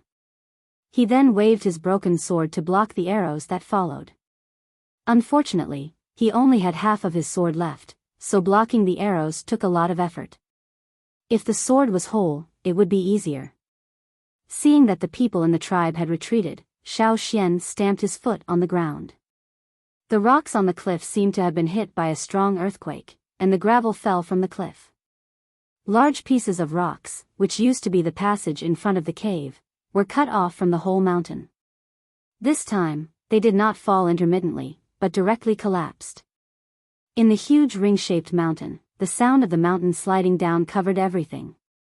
The people below hid, and continued to watch the scene where the rocks could not fall. Some horses, which were tied to a safe place at the foot of the mountain, still stamped the ground anxiously after hearing the sound. Not only the broken place, but also other places were affected by the collapse. Therefore, for a time, the people who had been standing outside the cave ran into the cave. Especially on the side of the Dishan tribe, the situation was more serious. Just now, one of them was almost hit by a falling stone. Huma stood at the entrance of the cave and did not dare to stretch out his neck.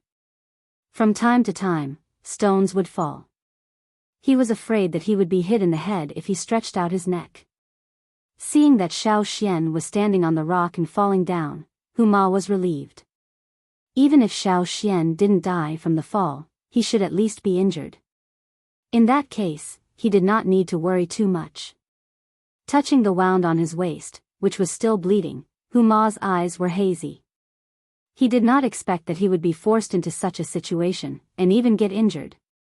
Even if he was used to life and death, he could not calm down when it was his turn. He must kill them, all of them. Huma thought. However, when he just put down the bow and was about to find herbs to apply to the wound, he heard the person next to him exclaim.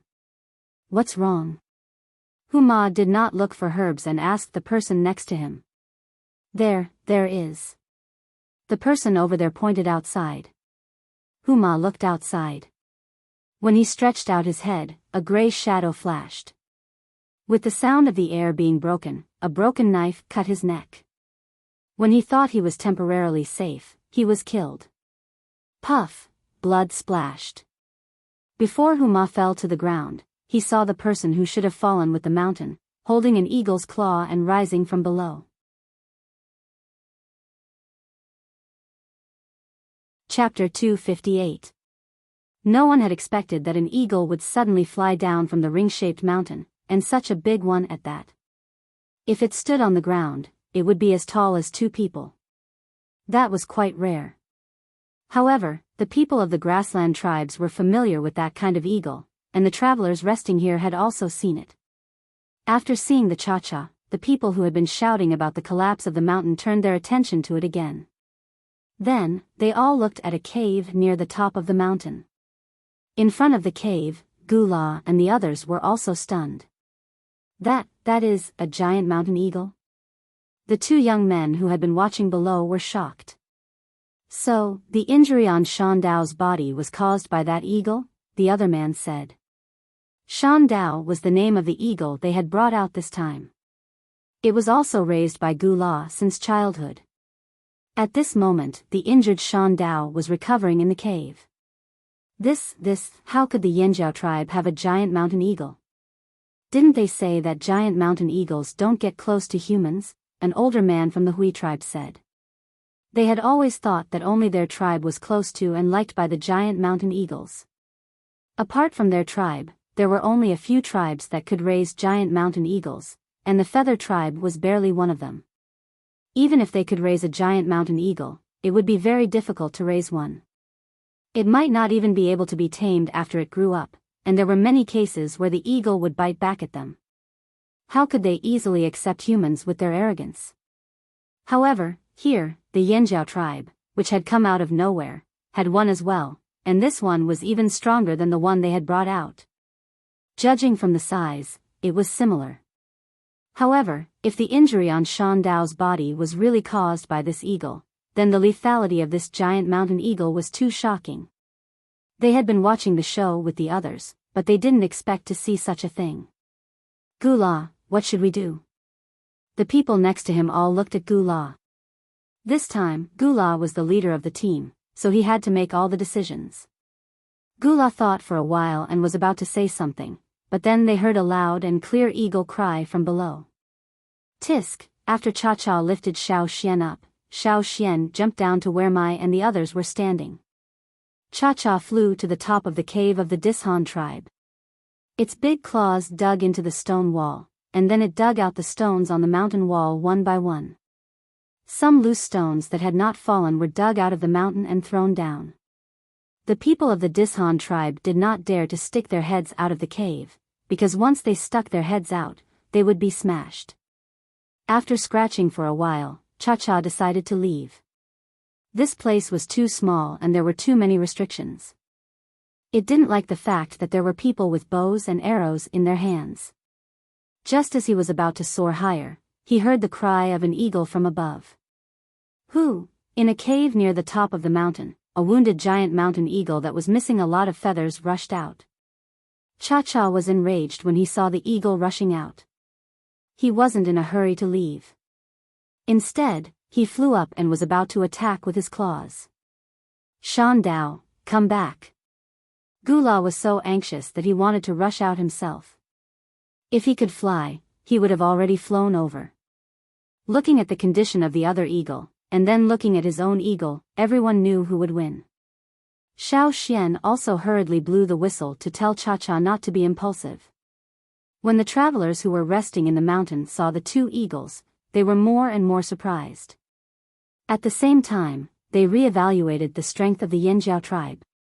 This tribe was really much more complicated than they had imagined. When this was over, they had to inquire about it carefully. Xiao Xian had no time to care about the Dishan tribe. He signaled to Mai and climbed up.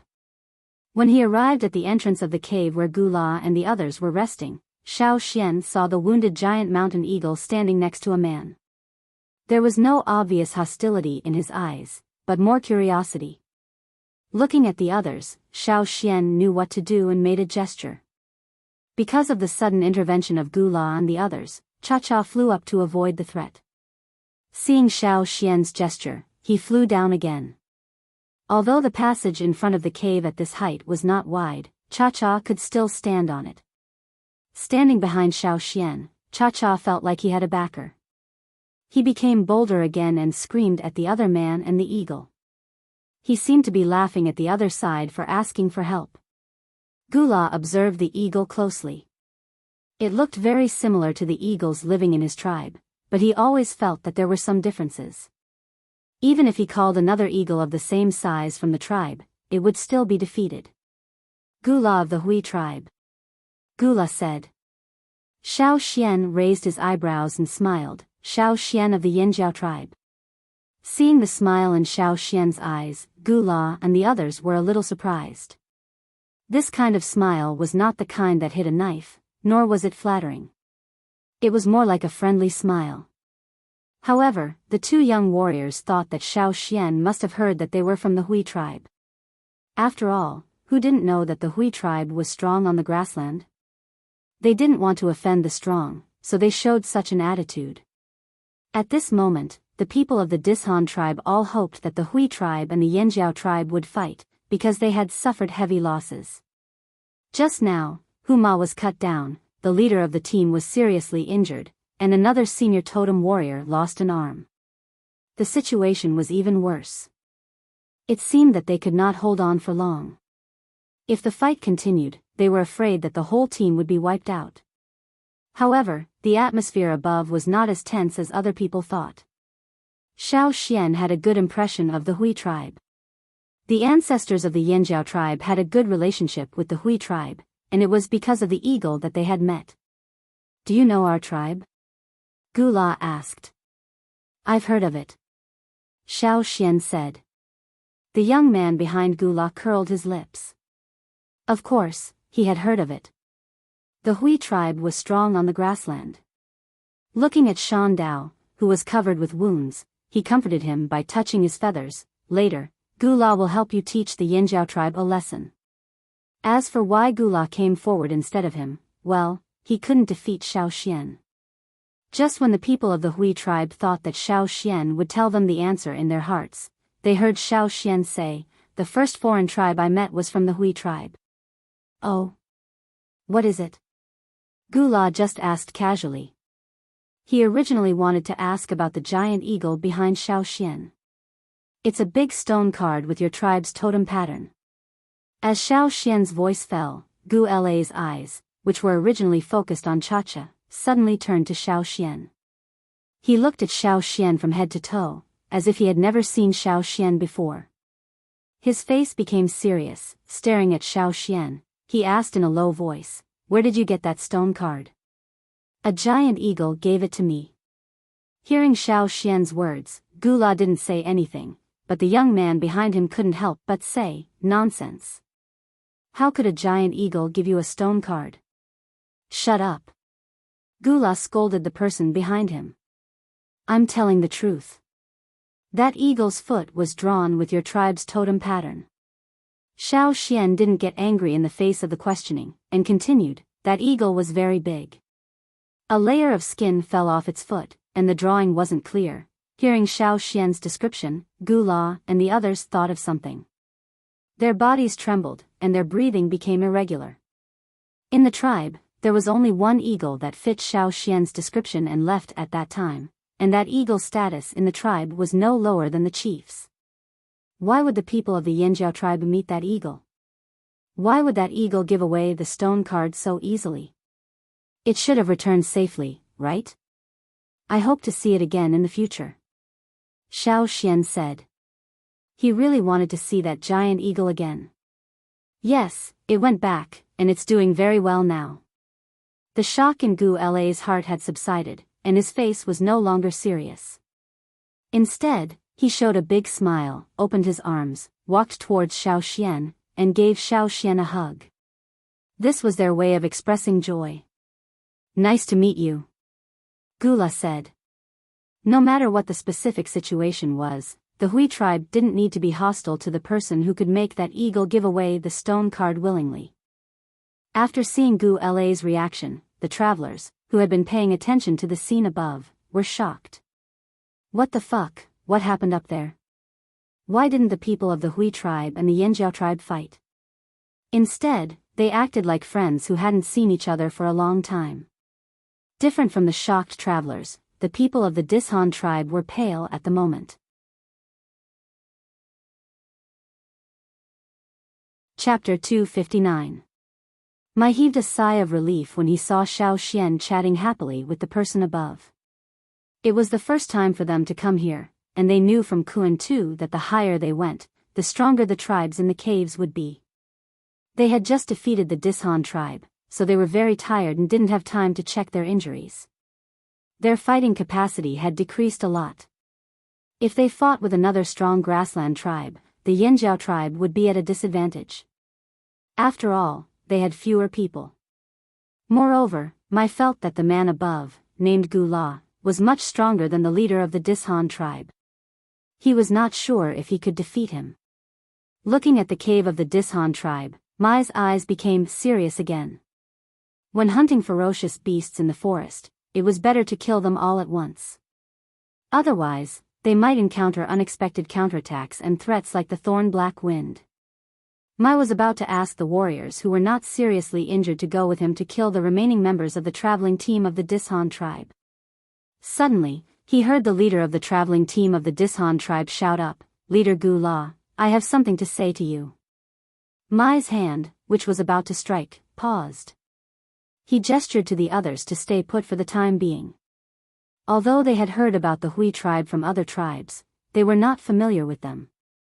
Mai didn't know how the people of the Hui tribe would react, so he stopped for the time being and waited for the next situation. The leader of the Dishan tribe had already noticed Mai's killing intent. When he found that the Hui tribe didn't fight with the Yanjiao tribe, he came up with another idea to get out of trouble. Gula frowned. He didn't want to intervene in the affairs between the Flaming Horns tribe and the Dishan tribe. The rule here was that whoever was stronger was right. If there were conflicts between the two tribes, they could fight. If they won, they were right. If they lost, they had to retreat or be killed. Therefore, even if the whole team of the Dishan tribe was killed, the people here would not say that the Yanjiao tribe had done anything wrong. However, why did the Dishan tribe ask him to join them? They must understand the basic rules, especially the people of the Dishan tribe, who had killed many teams before. Unless they had something that could convince the people of the Hui tribe to intervene. Gula lowered his eyes so that no one could see what he was thinking. When he raised his head again, he smiled at Xiao Xian and said, "Wait a moment." This meant that he was telling Xiao Xian that he would wait for the people below to come up. Xiao Xian did not argue. He raised his hand to stop Cha-Cha, who wanted to fight with Shan Dao. The leader of the traveling team of Dishan climbed up with blood all over his body. He quickly glanced at Xiao Xian with deep fear and vigilance. Then he walked over and whispered something to Gula. The two of them went into the cave to have a secret talk. Seeing the change in Gula's expression, Xiao Xian sighed in his heart. It seemed that he wouldn't be able to wipe out this team this time. Walking to the edge, Xiao Xian looked down and signaled Mai to treat their wounds first. About 5 minutes later, Gula and the leader of the traveling team of Dishan came out. Gula looked normal, but the latter looked worse, as if his flesh had been cut off. They must have promised something that could move Gula. When the leader of the Dishan tribe went down, Gula asked Xiao Xian, "Who's in charge here?" Xiao Xian shouted down, "Mai, there's something." Mai was prepared. After coming up, he said to Gula, "Mai of the Yanjiao tribe." Gula of the Hui tribe. Gula did not put on airs. Partly because of the mystery of the Yanjiao tribe, and partly because of the giant eagle that Xiao Xian had mentioned. "Let the people of the Dishan tribe go," Gula said and pointed to the side.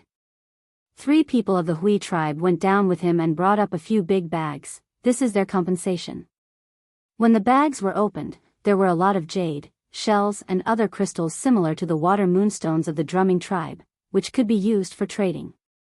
If they were exchanged for water moonstones, it would be more than twice as much as what the drumming tribe had given them. Mai thought for a while and said, "Okay." Gula only said, "Let them go." As for what would happen after they left, he didn't care. Therefore, the hidden meaning in his words was that the next time they met, they could do whatever they wanted, and he would not interfere. Mai also understood.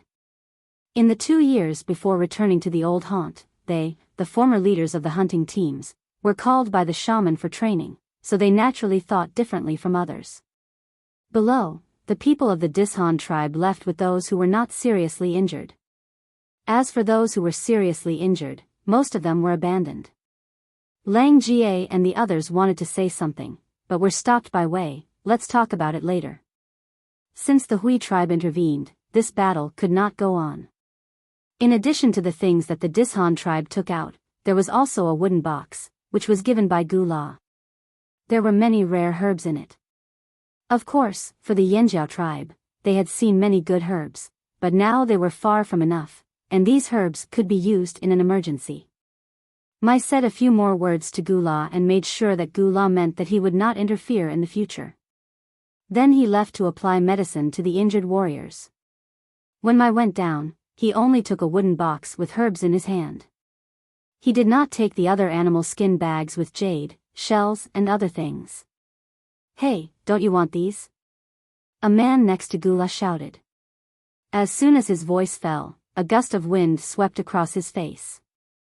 Several bags on the ground were all grabbed by Cha-Cha and then flew down. The people of the Hui tribe looked at Cha-Cha and glanced at Shan Dao next to Gula. They thought, "This eagle can't be compared with other eagles. Look at him, he can help carry the bags. Even catching a rabbit is a blessing. Let's go in and talk." Gula pointed to the cave where they rested and said to Xiao Xian. "Okay." Although Xiao Xian was not happy with the Hui tribe's intervention, he saw that Gula seemed to have something to say, so he did not refuse at the moment. After entering the cave, Gula asked people to guard the entrance and not let anyone get close. "Do you know what he said to me just now?" Gula asked. This, he referred to the leader of the Dishan tribe. No. Xiao Xian did not expect that Gula would say this to him. Gula lowered his voice and said, "The fire crystal mine." Xiao Xian's eyelids twitched. No wonder the people of the Hui tribe were willing to help the Dishan tribe. It turned out that it was related to the fire crystal. This was indeed a great attraction. In the depths of the grassland, the mine is not big.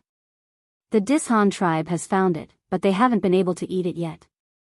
Someone stronger than them is fighting for it. Speaking of this, Gula sneered, "I know what they are thinking. They want us to compete with the other side, so that the Dishan tribe can take advantage of us." Gula paused and asked Xiao Xian, "Do you want to go and have a look?" Xiao Xian shook his head, "Since it's in the grassland, we won't go there. It's too far." Gula actually wanted to sound out the situation of the Yanjiao tribe according to Xiao Xian's reaction, but he did not expect to get such an answer. "Where is your tribe located? If we go out again in the future, maybe we will visit the Yanjiao tribe," Gula said. "Oh, not too far." Xiao Xian pointed to a direction, "Go straight in that direction, in the ferocious beast mountain forest." Gula, the other people of the Hui tribe who had been listening to them, even Shan Dao, who stretched his neck to look out, made a strange cry. Gula couldn't keep a straight face. "I remember that there seems to be only the Wuxia tribe there." "Yes." Xiao Xian nodded, "It's next to the Wuxia tribe. But they are outside the forest, and we are inside the forest." He asked some more questions about the Yanjiao tribe, but Xiao Xian did not answer more. Gula also knew that he wouldn't be able to get anything out of him if he continued to ask, so he talked about the matters of the Hui tribe. At the same time, he also talked about his experience of raising Shan Dao. "It's not easy." Gula sighed. Xiao Xian nodded in agreement while listening. "It's really not easy to raise them." "Yes."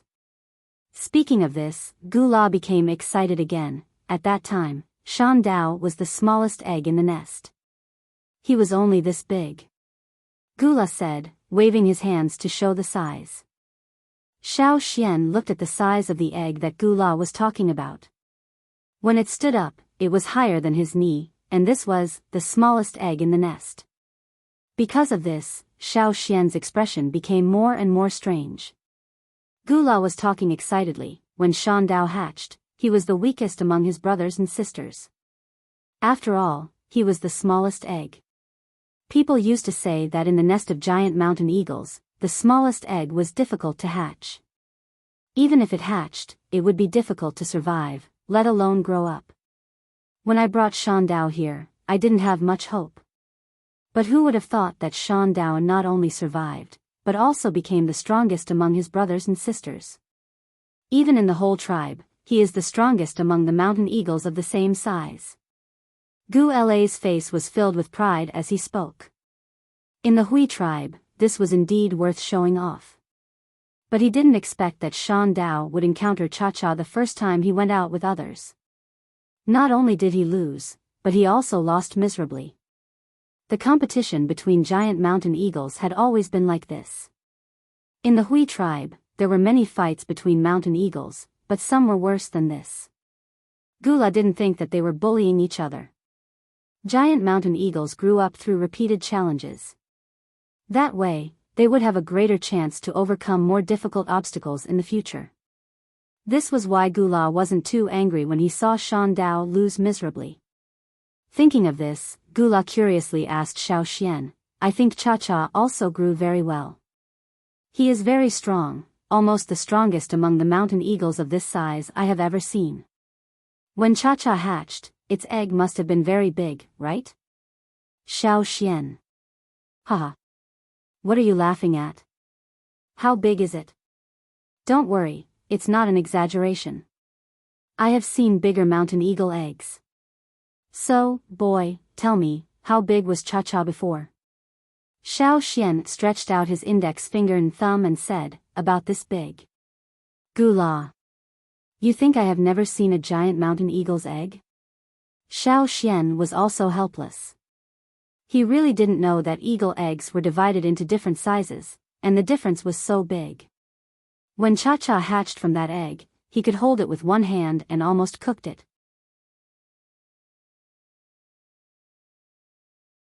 Chapter 260. Xiao Xian wouldn't tell anyone about how he almost cooked Cha-Cha. If he did, the people of the Hui tribe would be more agitated than him. Impossible. Absolutely impossible. Several young people of the Hui tribe couldn't hold back their anger. They were just pretending to cut wood elsewhere, but now they ran over as if they had been stabbed in the ass. They looked at Xiao Xian and said, "You must be lying." Xiao Xian looked calm, "I'm not lying." Gula carefully observed Xiao Xian's expression. Seeing that Xiao Xian really wasn't joking, he asked, "Your eagle. What did it eat when it was growing up?" "What did it eat?" "It has a wide range of food, but it eats most ferocious beasts," Xiao Xian said. The people of the Hui tribe fell silent again. If they hadn't seen Cha-Cha and Shan Dao beaten up like this, they would have jumped up and pointed at Xiao Xian's nose when they heard Xiao Xian's answer, "You're bullshitting." But it was the truth. No, there must be other reasons. Gula shook his head and denied this. "There are many ferocious beasts on the grassland, but I've never seen anything like what you're talking about. To be honest, Xiao Xian, the eagle eggs you're talking about can't be counted as real giant mountain eagles. They won't live long because they don't have the strength to go to Eagle Mountain. Have you heard of Eagle Mountain? Only those that have been to Eagle Mountain are real giant mountain eagles. Of course, strictly speaking, Shan Dao isn't a real giant mountain eagle. But when he feels he's strong enough, he'll naturally go there, just like his parents. And the small eagle eggs you're talking about, their parents haven't been to Eagle Mountain, so they're different from Shan Dao's parents." "So, do you mean that Cha-Cha's parents are not real giant mountain eagles? They are not big, so the eggs they give birth to are also small?" "That's right." Gula believed that no one knew more about the giant mountain eagle than the people of the Hui tribe. "Oh, maybe it has been to Eagle Mountain," Xiao Xian said. The atmosphere in the cave stagnated. Everyone stared at Xiao Xian as if they had seen a ghost. In the past, it disappeared for a while, and when it came back, it became bigger, Xiao Xian continued. The cave remained silent. Their first reaction was disbelief, but after thinking about it, it seemed that this was the only explanation. Outside the cave, Cha-Cha, who had already delivered the items to Mai and the others, flew one round in the air. When he didn't see Xiao Xian, he walked to the entrance of the cave and stretched his neck to look inside. Gula only told the guards not to let anyone near the cave, but he did not tell them not to let the eagles near. Therefore, when Cha-Cha approached, not only did the people at the entrance not block him, they even made way for him. It was a pity that Cha-Cha did not go in. Cha-Cha had a lot of injuries when he fought with Shan Dao, but now, he had almost recovered. He was still alive and full of energy. Looking at Shan Dao, he was completely strong. Gula sighed, "I believe you." Cha-Cha had been to Eagle Mountain. That was why he was much stronger than other eagles of the same size, and his recovery ability was also much higher. Cha-Cha and Shan Dao had different starting points. In comparison, Cha-Cha's starting point was much lower, but because he had been to Eagle Mountain, survived, and experienced a transformation, he directly reversed his disadvantage and now was better than Shan Dao and the others. Because Shan Dao and the others had never been to Eagle Mountain. It was simply amazing. If they had some doubts when Xiao Xian mentioned the giant eagle before, now, there was no doubt left in the Hui tribe. "Where is Eagle Mountain?" someone asked Xiao Xian. "How would I know?" Xiao Xian answered. He knew, but he would not say. However, the people of the Hui tribe did not doubt Xiao Xian's words. The giant mountain eagles would only go there by themselves. The Hui tribe had lived with the giant mountain eagles for so long, but no one had been there except some ancestors a long time ago, and the records left were not detailed. When Xiao Xian walked out of the cave, Gula was very enthusiastic. "If you go on a long journey in the future, you can go to the Hui tribe to have a look. We have many giant mountain eagles." After a pause, Gula added, "As for the Dishan tribe, you don't have to worry." "We don't have to worry." Xiao Xian laughed, "We can kill them once, and we can kill them again."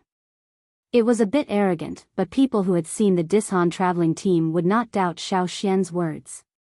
Gula still wanted to say something, but thought it was unnecessary, so he stopped. Xiao Xian left the cave and went down. Mai and the others had occupied the cave where the Dishan tribe had rested before. "How are your injuries?" Xiao Xian asked. Before going up, he had roughly checked the situation and found that the warriors were not in danger of dying. "It's okay. Some of them probably can't walk for the time being. Let them stay in the carriage," Mai said. They did not intend to stay here for a long time. Kuan Tu and the others were still waiting at the foot of the mountain, but because the totem warriors of the Yanjiao tribe were there, the other people who were resting did not do anything to them. The Dishan tribe was an example. After packing up, Mai led the people down the mountain. "Where are the others?" Mai asked. "It's a little far from here. I'll lead the way," Chi Yi said quickly. He did not know whether he was nervous or excited, but he felt comfortable. When they walked out of the mountain, Kuan Tu looked back and sighed again. "I didn't expect that it would collapse. There were many people fighting before, so there were traces on the passage. The mountain was not strong, and today it experienced such a fierce attack. It's reasonable that it collapsed," Xiao Xian explained.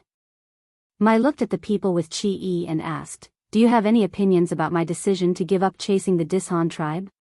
No. Chi Yi and the others said quickly. They really did not have any opinions. So many people of the Dishan tribe had been killed. Among the 3 senior totem warriors, 1 was dead, and 1 was disabled. Only the leader of the traveling team was left. For Chi Yi and the others, this was a good revenge. Besides, as wanderers, they knew the situation better than others. At that time, Mai's decision was indeed the best. "If we can't solve it, when you awaken in the future, you can continue to take revenge," Lang Jie said with a smile. Awakening, hearing this, Kuan Tu, Chi Yi, and the others all breathed heavily. At this time, Xiao Xian suddenly said, "You may not be able to take revenge." "Why?" This time, even Mai looked at Xiao Xian in confusion. "You mean the people of the Hui tribe will help them?" Lang Jie asked. "No, it's the opposite," Xiao Xian said. "They dared to plot against the Hui tribe. The Hui tribe will not only take the benefits they promised, but also the Dishan tribe. So, the next time we hear news about the Dishan tribe, it will probably be about them being severely injured. That traveling team was just one of the forces of the Dishan tribe. Even if they were all killed, it was not a serious injury. The extent of the injury was much more serious than that." It was not convenient for Xiao Xian to talk about the fire crystals that Gula had mentioned here. He would tell Mai and the shaman when he went back. Chi Yi took Xiao Xian and the others to the mountain where the wanderers rested. In addition to Chi Yi and Kuan Tu's people, there were 2 other parties. After Mai picked them up, he took them with him. Their purpose this time was to pick up the wanderers on the grassland. They went back as soon as they picked them up. They also met many wanderers on the way, so they took them with them. Some wanderers they met on their way here were put in one place, and they would pick them up when they went back. So, the 50 totem warriors who came out to pick them up, when they returned to the tribe, there were nearly 600 wanderers around them. Since there were so many wanderers, they had to worry about food. Fortunately, the compensation they got from the Dishan tribe did not use the water moonstones given by the chief. Instead, they exchanged a lot of food, including meat and crops, with some tribes and people in the bazaar they passed by on the way back. Xiao Xian also got some seeds and took them back with him. With the wanderers, the team's speed was naturally much slower. Many people were curious about such a traveling team consisting of hundreds of people and livestock. However, those troublemakers were all dealt with. It was just that the soldiers were a little tired, and Cha-Cha and Caesar had also helped out. As for the other teams that were sent out, their situation was worse than Mai's team. At least Mai's team had carriages and enough money. And the name of Yanjiao gradually spread with the actions of these teams. There was one more tribe in the central area, called Yanjiao. The tribe called Yanjiao was very fierce. Not only were they fierce, but according to the travelers on the grassland, they also raised two ferocious beasts, a wolf and an eagle. No one knew if there were other tribes. What? You asked where their tribe was? Go straight there, next to the Wuxia tribe. Yes, that's right, it was in the ferocious beast mountain forest.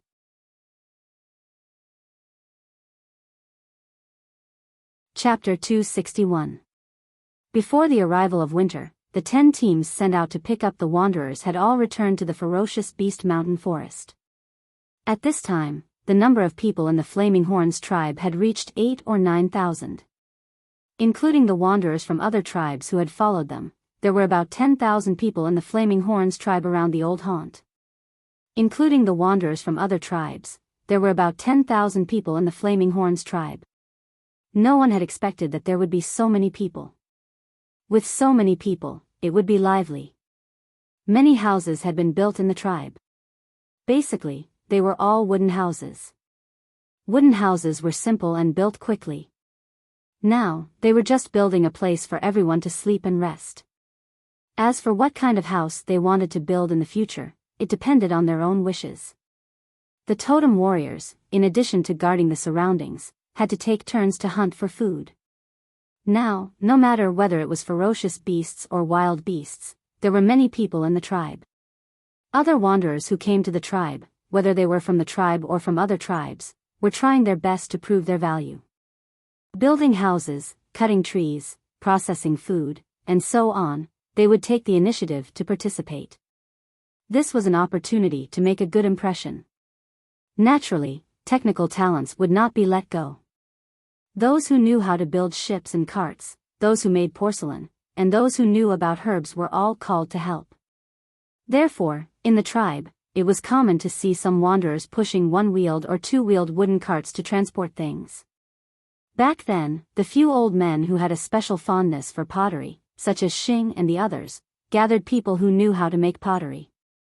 Every day, they would research which soil was suitable for making pottery, which recipe was the best, and what kind of pottery to make. When Xiao Xian returned to the tribe, many people in the tribe had already started using pottery. It was much more convenient than stone tools, but some people were not used to it. For example, Kiki and the others broke one a day, which made Xing angry. Xiao Xian went to see the pottery kiln. The ancestors of the Yanjiao tribe had also left records about pottery. But after 1,000 years, pottery firing had improved a lot. There was a lot of clay in the ferocious beast mountain forest that was suitable for making pottery. This made Xing and the others so happy that they were all smiles. They would stand guard there every day, each of them holding a piece of beast skin in their hands to record something. Many times, they would even do it themselves. Xiao Xian had also burned a few household items. At the same time, he also tried to burn some pottery tiles and green bricks. Xiao Xian used the pottery tiles and bricks to build the house. The original wooden house had been converted into a brick and tiled house. It was even bigger than the house he had built on the other side of the river. Next to the house, there was also a wolf den built for Caesar. As for Cha-Cha, it would not stay here to rest. Instead, it would run to a nearby mountain to build its nest. Xiao Xian went over to take a look. It was still on a high cliff. There was a sunken area that Cha-Cha had dug into the ground to make a cave, and he lived there. When the teams came back, the livestock and seeds they brought back were also taken care of by those who knew the ropes. There were indeed many skilled people among the wanderers of the Yanjiao tribe who came from all over the world. It was much better to leave the work to them than to let the totem warriors of the tribe do it blindly. Old He and other people from the grassland were responsible for raising livestock and building animal pens. When Xiao Xian went to take a look, the few wilted cows and sheep were now very strong. Although sometimes they were frightened by the roars of the beasts in the forest, they were still braver than the animals raised by the Lu tribe. After a long time, they had adapted. Xiao Xian was called out by Tuo early in the morning. He was not patrolling today. He had to go hunting later, so he only had time now. How is it? I built it myself. Tuo said proudly, pointing at the house he had just built. He had planned to build a stone house with stones. After all, when he was on the other side of the river, his family also lived in a stone house. However, after seeing Xiao Xian's house made of blue bricks and tiles, Tuo changed his mind.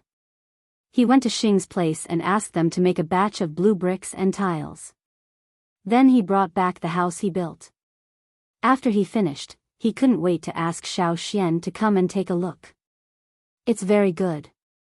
Xiao Xian looked at Tuo's house and said. Now Xiao Xian's house was not far from Tuo's house. The distribution of houses in the tribe was similar to that on the other side of the river. The higher the status, the closer it was to the fire pit. Even though it was not a whole mountain, it was still arranged according to this rule. Xiao Xian's family did not have other people with high status. However, everyone knew his contribution to the tribe, so they had no objection to the arrangement. Why haven't I seen Kiki recently? Xiao Xian asked. In the past, Kiki and Tuo used to travel together, but recently they were nowhere to be seen. Kiki's house was also nearby. Xiao Xian looked around and saw no one. Oh, him. Tuo laughed. He's hatching eggs. Hatching eggs? Xiao Xian's yawn got stuck halfway. Hatching what eggs? Tuo told him what happened when Xiao Xian was away. The tribe naturally needed a relatively safe environment to settle down here. The totem warriors who stayed in the tribe were responsible for the comprehensive cleaning work. Lethal plants, large wild animals, ferocious beasts, and so on had to be cleaned up. Therefore, during this period, they didn't need to travel far, nor did they need to open up hunting routes. As long as they slowly cleaned up and expanded, they would be able to hunt a lot of prey. Although the carnivorous birds that used to live in this area had moved to another place, they were still cleaned up by the totem warriors and put into the pot one by one. When we were hunting those carnivorous birds, we also found some bird eggs. We brought them back and cooked them. Later, Kiki kept some of them and didn't eat them. He planned to hatch them and raise them. In the past, Kiki had tried to raise wild animals, but unfortunately they all ended up in the pot. Now that he was hatching eggs, he didn't know what they would look like. Xiao Xian was interested. Let's go and have a look. They've been hatching for so long. Are they out yet? Xiao Xian walked towards Kiki's house. I don't think so. Tuo had been busy with his own affairs recently. Except for the tasks assigned by the tribe, he spent the rest of his time building the house. When Xiao Xian arrived, Kiki was about to go out. Seeing Xiao Xian, Kiki was happy. I was going to find you. Xian, when Cha-Cha hatched, what did they eat? Hearing the chirping of Cha-Cha birds in the house, Xiao Xian and Tuo knew what had happened. We used to feed them some meat. Now you can feed them some meat. Don't feed them any ferocious beasts. Tear the meat a little smaller. Yes, just like that. Xiao Xian watched Kiki tear the meat into small strips and feed them to the carnivorous birds. It was rare to see him so patient. Why do you want to raise them? Xiao Xian asked. These carnivorous birds were ferocious and didn't have much meat. If they were raised as food, it would be better to trade for some large carnivorous birds from the Lu tribe. Did he want to raise them and let the shaman mark them? They run fast. Kiki said excitedly while feeding them. I want to see if I can tame them so that we can ride them in the forest. When chasing the people of the Wanshu tribe, Kiki found that these carnivorous birds ran very fast in the forest. Although they were not as fast as the forest rakos of Mai's family, the forest rakos was a ferocious beast after all, and these unknown carnivorous birds were a little lower in level. Even so, no one could deny that these carnivorous birds were very agile in the forest. If they could be tamed, they would be more useful than horses in the forest. What if the taming fails? Xiao Xian asked. Then we eat them. Kiki said. For the people of the Yanjiao tribe, it was natural to raise them and cook them. After giving some advice to Kiki, Xiao Xian left. He had to prepare for hunting. Old Ku had polished the hunting stone tools, so Xiao Xian could take them with him. Winter was coming, and people went out to hunt every day. Because the journey was not long, they went out in the morning. If they were fast, they could come back before sunset with the prey. They went out on the same day and came back on the same day. After Xiao Xian met up with Mai and Lang Jie, they went deep into the forest. Because of the fire seed, some ferocious beasts had left the tribe, but not all of them had left. Walking in that direction, Xiao Xian saw some marks left on the trees nearby. Every time the totem warriors cleaned up the area, they would leave a mark on the surrounding trees. Groups of hunters would take turns, and the area where the marks were left extended towards the ferocious beast mountain forest. There is still a long way to go before we reach the boundary drawn by the shaman. Mai looked at the last mark and said. In the plan made by the shaman and the chief, the Yanjiao tribe had a large territory. Actually, it could not be said that they had deliberately drawn it. Instead, they had used the drawings left behind by their ancestors. The Yanjiao tribe was not in the ferocious beast forest, but thousands of years had passed, and the land had changed. The Yanjiao tribe had disappeared for nearly 1,000 years, and the ferocious beast forest had expanded to what it was today.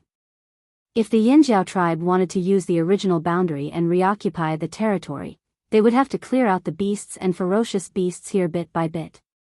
If we succeed in planting, we will need a bigger place. And the livestock will take up a lot of space if they are kept in large numbers. Xiao Xian said. That's true. The others nodded. They were quite excited when they imagined that scene. Okay, let's start now. Be careful. Mai said. From here on, no one would clean up anymore. Everyone had to be careful of the poisonous and threatening plants, as well as the hidden beasts and ferocious beasts. They had a lot of hunting experience. Once Mai said that, they became highly alert and stopped joking. Compared to other people's fear of the ferocious beast forest, the Yanjiao people did not feel that it was difficult. They even felt that it was familiar. The environment here was very similar to the original hunting ground. They adapted quickly to the ferocious beast forest and liked it very much, although it was indeed very dangerous. A new day of hunting began. The warriors waved the stone tools in their hands and killed the prey one by one. When the sun was about to set, they left marks on a tree nearby. When the next batch of warriors came tomorrow, they would continue to clean up. Day after day, until the winter snow fell.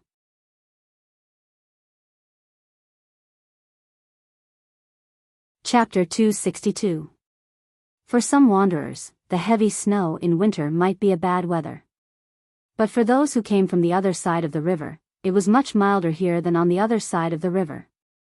Snowflakes were flying in the air. Standing at a high place, one could see the silvery white mountains. Although it was snowing here, it was not piled up higher than a person. Heavy snow did not fall every day. Sometimes it was sunny. Of course, in the depths of the forest, there was worse weather. Xiao Xian and the hunting warriors carried the prey and stepped on the snow, walking step by step towards the tribe. Along the way, they could see some cultivated fields. It was said that some of the seeds brought back could be sown in autumn and winter. Those plants were cold-resistant. The fields were not big. Now it was just an experimental stage. Around them, people who took care of the fields walked back and forth, busy with something. In addition to these fields, there was a newly built animal pen for raising livestock. The temporary place was too small. Now, after the expansion, another piece of land was opened up. When the wanderers first came, they all lived together with people they knew. It was similar to a collective dormitory. Because there was not enough space at that time, now nearly 2/3 of the land had been cleared. Compared with when they first came, it was much larger. Now some wanderers had moved out of the collective dormitory and built their own houses in the area demarcated by the tribe. Although the tribe accepted the wanderers, they would not give them food for free. If they needed food, they had to exchange it with labor. Not only the wanderers of other tribes, but also the wanderers of the Yinjiao tribe. The shaman and the chief did not allow them to reap without sowing. Even if the wanderers who survived were not strong, they always had the skills to support their lives. With these skills, they could exchange a lot of food from the tribe. The wanderers of other tribes lived near the border of the ferocious beasts' mountain forest. They could go out directly from there. But so far, no one had left. Although it was in the ferocious beasts' mountain forest, it was not much different from an ordinary forest after it was cleared. Moreover, in the direction near the ferocious beasts' mountain forest, there were warriors guarding every day. There was no need to worry about ferocious beasts running in. Even if there were some ferocious beasts, they would be caught and cooked before they could run far. The outer border was patrolled by warriors. The core area of the tribe was also guarded by warriors, where important people such as the shaman and the chief lived. Most importantly, there was also the fire pit. As for the orphans who were taken care of by the tribe, they couldn't catch fish here. There was no stock, but there was still a supply of food. Now, the tribe valued them more. Other than teaching them knowledge, they were also trained together. Those who performed well were rewarded. Under the stimulation of the reward, all of them were full of enthusiasm. Everything was progressing in a good direction. Xiao Xian returned home with the prey. When he was about to deal with it, Old Ku hurried over and said, "I'll deal with the prey. You go to the shaman's place. The shaman sent someone to look for you and asked you to go there when you come back." What did the shaman want? Could it be about the sacrificial ceremony after the end of winter? If they wanted to perform the sacrificial dance, they could have just gotten someone to pass on the message. There was no need to specifically call him over. Xiao Xian was confused, but he didn't waste any time. He put down the prey and went to the shaman. The place where the shaman lived was very close to the fire pit. It was almost an imitation of the house built by the ancestors. It was drawn in the Wu roll left by the ancestors. When Xiao Xian went there was only the shaman in the stone house. He was recording something. The shaman didn't stop writing. Xiao Xian didn't disturb him. He found a stool and sat down. He also took the pottery jar and pottery cup on the table and poured a cup of water. The water was still warm. At the shaman's place, someone came in to change the boiled water every once in a while, just like on the other side of the river. After about a quarter of an hour, the shaman stopped writing. He rolled up the animal skin roll and put it aside. Then he looked up at Xiao Xian. "How's the winter hunting?" the shaman asked. "It's okay. Probably because we're not in the depths of the forest, some of the ferocious beasts we encountered now are not very strong. Even if it snows, we can still go out to hunt. It's just that there are fewer prey. But we're almost at the border," Xiao Xian said. The border he mentioned was the border between the Yinjiao tribe and the ferocious beasts forest thousands of years ago. Now it was turned into a border by the shaman and the chief. The hunting warriors had to go all the way to the border to complete the hunting. At the border, there were many big stones left behind. They were engraved with words and totem patterns. The degree of damage was different. Some of them were even buried in the ground. "Yes," the shaman said lightly. He already knew what Xiao Xian said. Now he just asked casually. This was not the main reason why he called Xiao Xian here today. The shaman turned around and went to another room in the stone house. He took out a stone box with a respectful look on his face, as if he was holding a treasure in his hands. Xiao Xian sat up straight. Only the ancestors' things could make the shaman treat them like this. But why did the shaman take out the ancestors' things? After carefully placing the stone box on the low table, the shaman opened it and took out a bone ornament. There was a dim ball in the middle of the ornament. Xiao Xian was familiar with this. When he carried the ancestors out of the cave where the king's stoneworm stayed, one of them was wearing a bone ornament like this. Later, the shaman also told him that the ancestor with the bone ornament was one of the elders of the tribe. "Do you still remember this?" the shaman asked. "Yes," Xiao Xian said. He still remembered that this bone ornament was a treasure. It could withstand the influence of the king's stone worm and prevent the cave from swallowing the ancestors. The shaman sighed and handed the bone ornament to Xiao Xian. "Take this bone ornament. When winter is over, wear it during the ceremony." Xiao Xian was surprised. "This is for me? What if I lose it?" The shaman's sad face twitched. He looked at Xiao Xian expressionlessly. "I'm just saying." Xiao Xian took the bone ornament and asked again, "Why do you want me to wear it? Didn't you say that only the elders can wear it?" "Yes." The shaman looked at Xiao Xian meaningfully. "If you can light it up, you will be an elder. How can something left by the ancestors light up so easily?" Xiao Xian said. "He was not the fire seed. How could he light it up? As for the title of elder, it sounded like it was for the old men." "Not necessarily. We have to try," the shaman said. Since he had taken it out, he did not intend to change his mind. The reason why he took this step was to see if he could light up the bone ornament again. In fact, the shaman did not have much hope. After all, the fire seed was still incomplete. However, when she recalled Xiao Xian's performance during his awakening, the way he awakened with a complete fire seed, the speed of his improvement, and the power of inheritance, the shamanist decided to give it a try. After all, Xiao Xian was known to be blessed by the ancestors. Even if he could not light it up, it would protect Xiao Xian.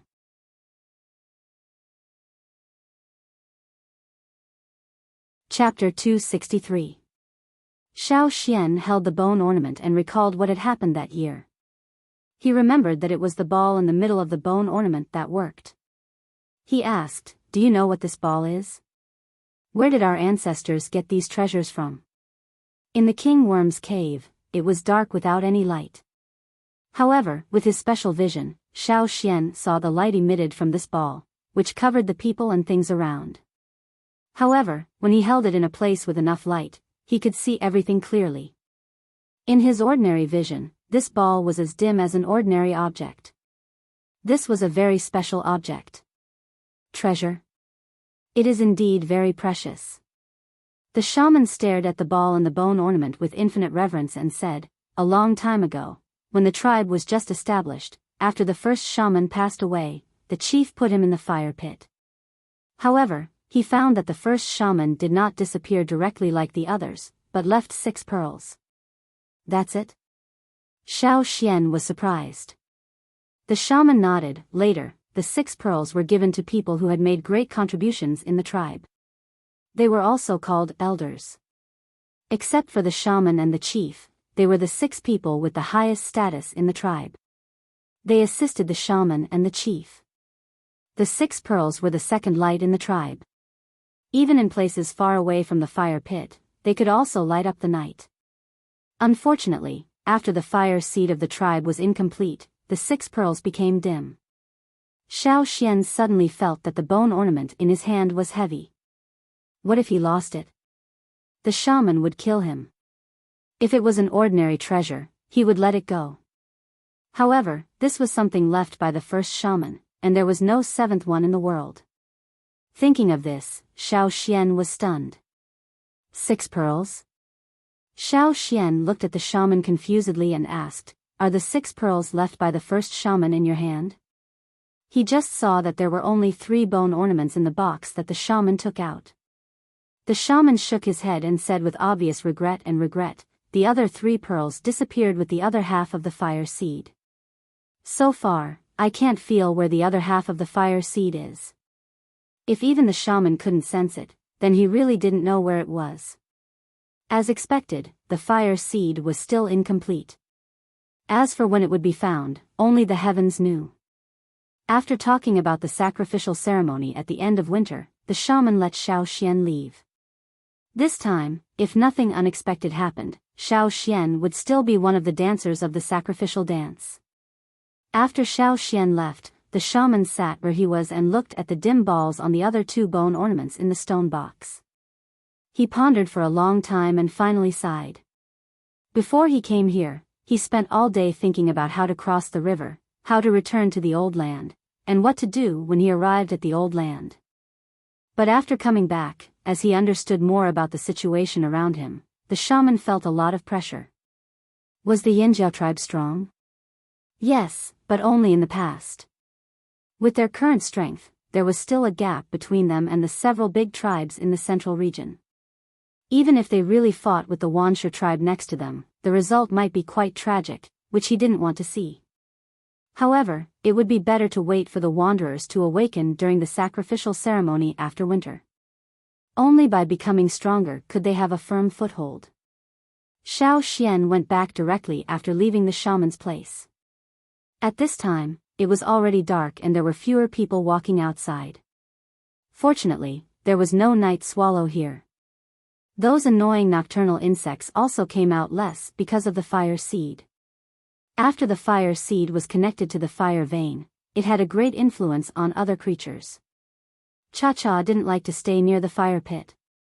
He just came here once a day to bring some prey to Old Ku, and then left in a hurry. After dinner, Xiao Xian planned to go to Keek's place to check on his carnivorous birds. But because of the bone ornament given by the shaman, he didn't go out, but sat in the room to study the bone ornament. The core of the bone ornament was the bead. Xiao Xian touched the dim surface of the bead. It was not as cold as other items in winter, but it was warm. Such a thing was left by the shaman after he was cremated. If the shaman hadn't told him about it, Xiao Xian wouldn't have thought about it.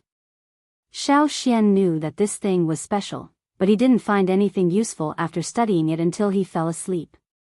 However, after falling asleep, Xiao Xian had a dream. In the dream, a humanoid figure formed by flames slowly became clear. At first, it was only at a relatively far place, but gradually, the person covered in flames walked straight towards him. The figure was getting closer and closer. His facial features could not be seen clearly, and his age and gender could not be determined. It was just a person wrapped in flames. The man opened his arms, just like the shaman when he summoned the fire seed by the fire pit. He seemed to be chanting something, but Xiao Xian couldn't hear it clearly. The shaman? Xiao Xian was like a bystander, watching the man's every move. When Xiao Xian was immersed in such a strange dream, the bone ornament he wore flashed in the dark night, and then dimmed again. As usual. When Xiao Xian woke up the next day, what he saw in the dream was still clear. Looking at the bone ornament hanging around his neck, Xiao Xian wondered if it was a dream from his ancestors. Or was he thinking too much? Shaking his head, Xiao Xian saw that the bead on the bone ornament was still as dim as yesterday. Xiao Xian stopped thinking about it. Today, he wouldn't go out to hunt, but he would participate in the patrol. Before the winter, the Wuxia tribe would occasionally come to the border to inquire about things stealthily. After the winter came, they seldom came. But they still needed to be vigilant, not to mention that there were many wanderers in the tribe whose loyalty was yet to be tested.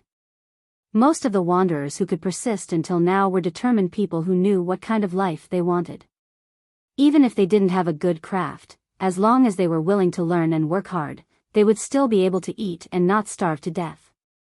Xian, how many people do you think will be awakened in this sacrificial ceremony? Lang Jie asked. I'm not sure. Maybe 1 or 2,000. Xiao Xian replied. Only 1 or 2,000? Not only Lang Jie, but also the other patrolmen around him were confused. Among the original members of the tribe, no matter whether they had the ability to hunt or not, there were more than 1,500 totem warriors. The rest were women and children who hadn't reached the age limit. Among the latter, most of them would be awakened as totem warriors in the future. After coming to the old haunt, there were 6,000 or 7,000 wanderers who came with them, including those who were found. At that time, they were surprised for a long time. If most of them could be awakened, how much help would it be? But in fact, this was not the case. Among the families of the wanderers who were accepted as members of the tribe, many were not Yanjiao people. For example, Yan Shua's wife, Old He's wife, and some women were Yanjiao people, but their husbands were wanderers from other tribes. There were many such cases, and they were all registered as members of the Yanjiao tribe. Therefore, strictly speaking, judging by blood, 30% to 50% of the 6 or 7,000 wanderers, and then looking at the people who could be awakened, it was estimated that only 1 to 2,000 people could be awakened. Listening to Xiao Xian's analysis, the patrolmen were a little listless. However, among the wanderers who came back, almost half were women. Xiao Xian said. Most of the wanderers who left halfway were men, and few women left. Perhaps, they knew that even if the tribe was facing a crisis, for them, it was the best choice. At the mention of this, Lang Jie and others who were listless suddenly cheered up. This was indeed a good thing. When they were on the other side of the river, there were few women, but the shaman was strict, so there were many bachelors in every generation. In addition, the birth rate was not high, and the environment was difficult, so after so many years, there were still so few people. Among the wanderers who came back now, not only were there many women, but the birth rate was also much higher. For example, Yan Shua's family had 2 children. Now they heard that their living conditions were better, their health was much better, and he had a wife. Seeing this, Lang Jie and others were jealous. As long as there was time, they believed that the tribe would develop quickly. Xiao Xian thought. Suddenly, he stopped and turned to look in one direction. That was where the wanderers of the tribe lived. What's wrong? Lang Jie and others saw this and asked. Xiao Xian said with vigilance and doubt, I always feel that someone is watching me. It's nothing. Everyone knows you. Maybe some girl is interested in you. Lang Jie said and stopped. Xiao Xian's face was serious, and the others stopped joking. They had experienced countless life and death hunts, so their intuition was quite accurate. If they really felt that something was wrong, then something was wrong. Not all of the wanderers who came back were trustworthy. Let's go there and have a look. Lang Jie asked. No. Xiao Xian stopped him, just keep an eye on that area. If his intuition was correct, there were other people hiding among the wanderers who came back this time. In the direction Xiao Xian was looking at, there was an inconspicuous wooden house where the wanderers who had just returned from the tribe lived. How is it? I told you to be careful, but you didn't believe me. In the house, a man who looked simple and honest sat on a wooden stool with his legs crossed and said. But at this time, the simple and honest look on his face was gone, and there was only gloating. Next to the window of the wooden house, a beautiful and slender woman was hiding against the wall. Just now, she was just planning to test the kid, but she didn't expect that the other party had already looked over. Fortunately, she hid quickly and wasn't seen. The woman was about to say something when she heard footsteps coming from outside. They were not totem warriors, so they were relieved. They are looking for me. I have to go out to work. You should be careful. You'd better not go out these 2 days, or we will be found. When the man said this, the teasing look on his face quickly disappeared, and he became simple and honest, with a little bit of dullness. In the following days, every patrol team paid special attention to the wanderers in the tribe. But day after day, nothing unusual happened. Soon, the winter was over, and the most significant sacrificial ceremony in the past 1,000 years was about to begin.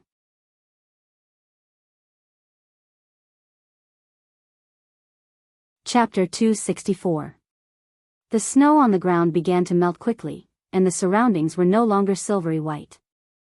In the Yanjiao tribe, there was a joyful atmosphere everywhere. Some people were happy because the seeds they planted had survived, some were happy because they had found a partner, and most of them were happy because of the upcoming sacrificial ceremony. Strength and belonging were what the wanderers had been looking forward to. For the wanderers, becoming a totem warrior used to be an unattainable thing, but now, it was no longer an extravagant hope. Early in the morning, the old warriors of the Yanjiao tribe went to draw totem patterns on the faces of the wanderers who were about to become real members of the tribe.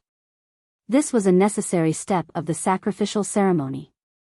Even those who had not awakened their totem, and those wanderers from other tribes who were accepted as members of the tribe as relatives, had to draw on their faces. Only those who had gone through the sacrificial ceremony could be considered as real members of the Yanjiao tribe. Those who did not have the blood of the Yanjiao tribe, even if they could not awaken their totem power, would get some power from the fire seed. Even if they could not be compared with the real totem warriors, they would be stronger than before. It was better than nothing. It was the first time for the wanderers to experience such a thing, so they were very excited. They wanted to touch the pictures on their faces, but they did not dare to do so, for fear that they would break them. It seemed that the pictures on their faces were not pictures, but their lives. They had prepared for the whole winter, and they were not willing to wear the animal skin clothes in the coldest time. They wore them carefully, for fear that they would break something. This was their sacrificial animal skin clothes, and it was also a very important ritual. Shao Xian was called in early in the morning. Together with other sacrificial dancers this year, the shaman and the chief told them one thing after another to ensure that they would not make any mistakes this time. When the shaman came out, he glanced at Shao Xian several times. Although he did not show it on his face, he sighed regretfully in his heart. There was no change. The bead on the bone ornament still did not change. It was still as dim as when he took it out. Shao Xian knew what the shaman was thinking when he saw him like this, but he was helpless. What could he do if the bead did not light up? Maybe the first shaman didn't think highly of him, so he didn't light it up. After all, according to the animal skin scroll about the elders, most of the elders were old. Even if they weren't as old as the chief, they were at least as old as Ta and the others. Compared to them, he was still too young. Many people had seen the bone ornaments, especially those who were in Shao Xian's hunting group. When they carried their ancestors back to the tribe, they remembered the ornaments and weapons on their ancestors. Therefore, after seeing the bone ornament on Shao Xian's body, many people were surprised. They didn't know the true meaning of the bone ornament, but even if they did, it didn't matter. For the old Yanjiao people who came with them, the shaman and the chief's decisions were right even if they were wrong. Besides, Shao Xian had indeed done a lot for the tribe. Dusk fell. All the Yanjiao tribesmen, old friends, wanderers, and non-Yanjiao relatives and wanderers were taken to the place of sacrifice. The people who might be awakened this time were also taken to the fire pit. Because of the large number of people, there were several circles around the fire pit. Those who were closest to the fire pit were the youngest. Then they were arranged according to their age. Of course, those who had made obvious contributions to the tribe during their return, such as technical talents in planting, breeding, pottery, etc., were also given the opportunity to move forward. Many people knew that the closer they were to the fire pit, the more power they might get. But no one had any objection to this arrangement. Even if they did, they had to hold it in. Last time, it was to light the fire seed. Today, it was the first real sacrifice in the old land. In the fire pit, a palm-sized flame suddenly rose. It was the first flame of the 3 flames of the fire pit, Soaring Flame. Soaring Flame, the totem appeared. With the appearance of the totem patterns on each totem warrior also appeared. They looked at the direction of the fire pit devoutly. The flame in the fire pit was higher than usual. It seemed to swallow everything around. The 2-horned totem in the fire pit was much bigger than in previous years. The surrounding area was covered with a thick layer of fire color. The shaman stood by the fire pit, raised his arms, and recited the incantation that others could not understand but made their blood boil. Along with the shaman's chanting, the sound of bone and stone music with strong tribal characteristics intertwined. The animal skin drums rose and fell, sometimes fast and sometimes slow.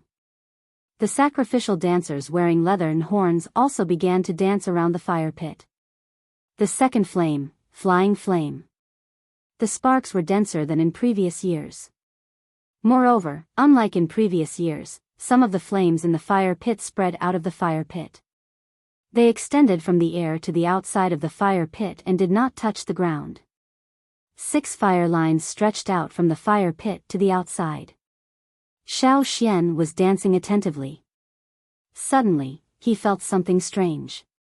The totem in his mind was surging violently, and the shell that wrapped the totem also lit up. This was different from before. In order to find out what was going on, he glanced at the bone ornament from the corner of his eyes as he performed the moon in the bottom of the sea pose. He was so shocked that he almost forgot what to do next. The bone ornament lit up. The bead that the first shaman turned into after his death lit up. At first, the bead seemed to reflect the light of the fire pit, but gradually, the dim surface began to brighten. The bead itself also emitted a flame-like light. Xiao Xian paid attention to the bead and had to make sure that the sacrificial dance did not make any mistakes, so he did not pay attention to other things. However, the people who looked at the fire pit were all stunned. Especially those who had seen Xiao Xian's awakening. If they could speak at this moment, they would definitely shout to Xiao Xian, "You're on fire again." It was normal for the sacrificial dancers to surround the fire pit. However, one of the dancers was suddenly on fire, which was very conspicuous. However, seeing that nothing happened to him and he was dancing so happily, the shaman and the chief did not say anything, and the others pretended that they did not see anything. The shaman found that something was wrong with Xiao Xian. Unlike other people who saw the flames on Xiao Xian's body, the first thing he noticed was the bone ornament on Xiao Xian's body. The shaman's raised hand trembled. He could not wait to see if the bead really lit up, instead of reflecting the light of the fire pit. However, he was still in the sacrificial ceremony, so he could not give up halfway. It took him a lot of effort to control himself. The shaman continued to recite the incantation, but the wrinkles on his face trembled because he was too excited. It lit up, right? It really lit up. Even if we did not find the other half of the fire seed, our ancestors still did not abandon us. This was what the shaman thought. He wanted to continue to preside over the sacrificial ceremony calmly. However, with the end of the second flame, the third flame began. In the sea of fire that spread out from the fire pit, a figure gradually appeared on the edge of the fire pit, and the place where the figure appeared was exactly where Xiao Xian was standing. The huge figure gradually became clear, like a giant standing up in the sea of fire, overlooking the Yinjiao people who were kneeling on the ground. No one could see his face clearly. He was just a person wrapped in flames, exactly the same as the one in Xiao Xian's dream that night. Because of the sudden appearance of the flame giant, the shaman froze for a while. The sacrificial dancers around the fire pit could not help but stop. They knew that they should continue to dance, but when they saw the flame giant, they could not help but stop. They stared at it blankly, and had an impulse to kneel down. Xiao Xian also raised his head and looked at the flame giant in front of him. Not only the people around the fire pit, but also the wanderers who could not awaken far away could clearly see the giant standing by the fire pit. What was that? Or, who on earth was that? The shaman thought of a possible answer, but he was not sure. After all, there was no record of this in the records left by the ancestors. The only thing he could be sure of was that this situation was not a threat to the Yinjiao tribe. On the contrary, it was better for the tribe's protection. The third flame of the fire pit was spreading, and its range was almost to the boundary that was drawn. At that time, the third flame of the fire pit should have reached the boundary between the tribe and the ferocious beasts' mountain forest. However, no one paid attention to whether the flame had reached the boundary, or how far it was from the boundary. All their attention was on the flame giant beside the fire pit. The giant, like the shaman, raised his arms. It was a very similar movement, but there was no sound. When the third flame was gradually withdrawn, the surrounding flames faded away. The flame giant who stood up disappeared little by little. Finally, it returned to the fire pit with the flame. Everything returned to normal again.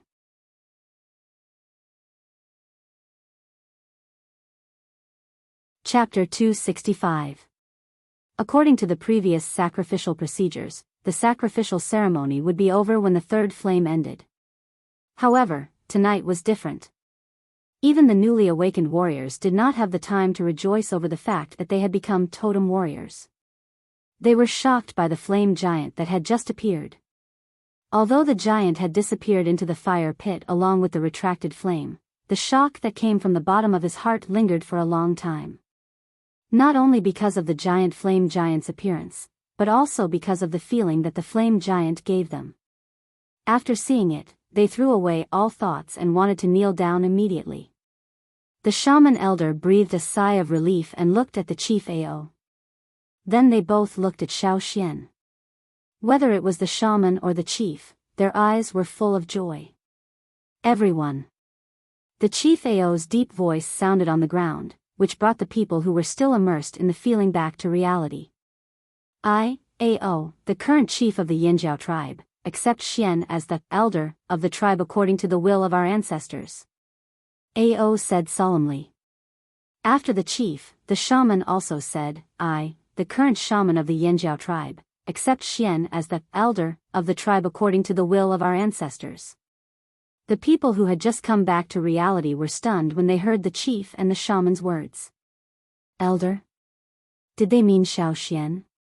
They had also heard that there were elders in other tribes, but they were all old men who had made countless contributions in their respective tribes.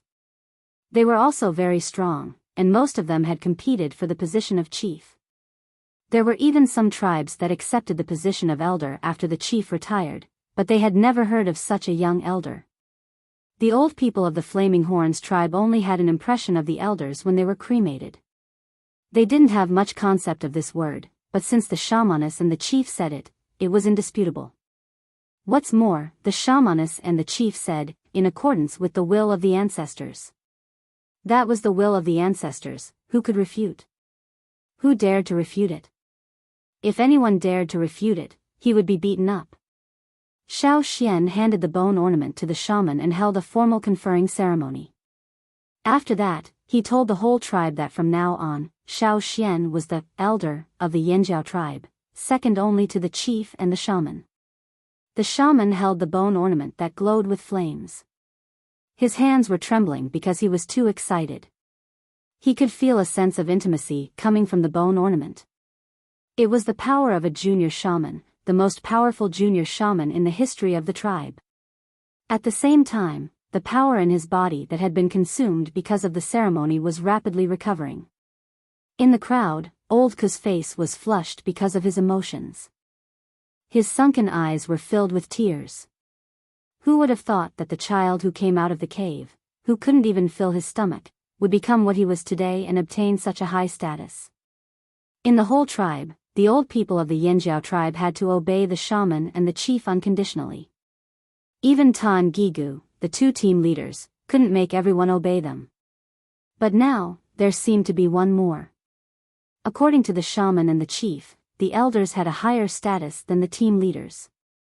When the shaman and the chief made important decisions, the elders could also participate and refute. After the conferring ceremony of the elders, the ceremony was over. The new totem warriors were gathered in one place, waiting for the shaman's instruction. The others went back together. From today on, they were no longer wanderers, but real Yinjiao tribesmen. This time, there were less than 2,000 awakened people, including the children who had reached the age and the wanderers who came back. The specific number was still being counted. This was similar to what Xiao Xian had expected. Xiao Xian asked Old Ku and Caesar to go back first. The chief wanted to talk to him about the bone ornaments. The people gathered around the fire pit gradually dispersed. The families of those who succeeded in awakening were very happy. They went back to celebrate with their friends. Except for the children, those who failed in awakening were much less likely to be awakened in the future. A thin woman looked very depressed. She just smiled and said nothing to the comfort of the people around her. There were many people like her, so she was not conspicuous in the crowd. When she walked out of the crowd step by step, her husband was waiting there anxiously. During the ceremony, there were wanderers from other tribes, and her husband was one of them. How is it? Seeing his wife coming over, the man strode forward. The woman shook her head. People passing by saw the simple and honest man awkwardly comforting his wife, and they understood. They comforted him and sighed and left. The frustrated couple in people's eyes walked out of the field, went back to their wooden house, and closed the door. The simple and honest look on the man's face disappeared. His face became dignified and helpless. He took out some herbs and mashed them, put them in a clay pot, added water, lit a fire, and boiled the medicine. These herbs did not have a strong smell like other herbs. When they were boiled, they had a faint smell of grass. If one was not careful and stood a little far away, one would not be able to smell it. The thin woman, after the door and window were closed, quickly became pale. She could not help but spit out a mouthful of blood, as if she had exhausted all her strength. If she had not been sitting on the stool with the help of the wooden table, she would have fallen down directly. I miscalculated. The man looked at the clay pot and said. The woman gasped and sat on the stool beside the wooden table.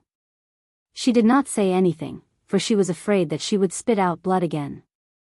When the medicine was boiled, she drank it and rested for a while. Then she slowly said, if the flame giant did not appear suddenly, I would not be like this.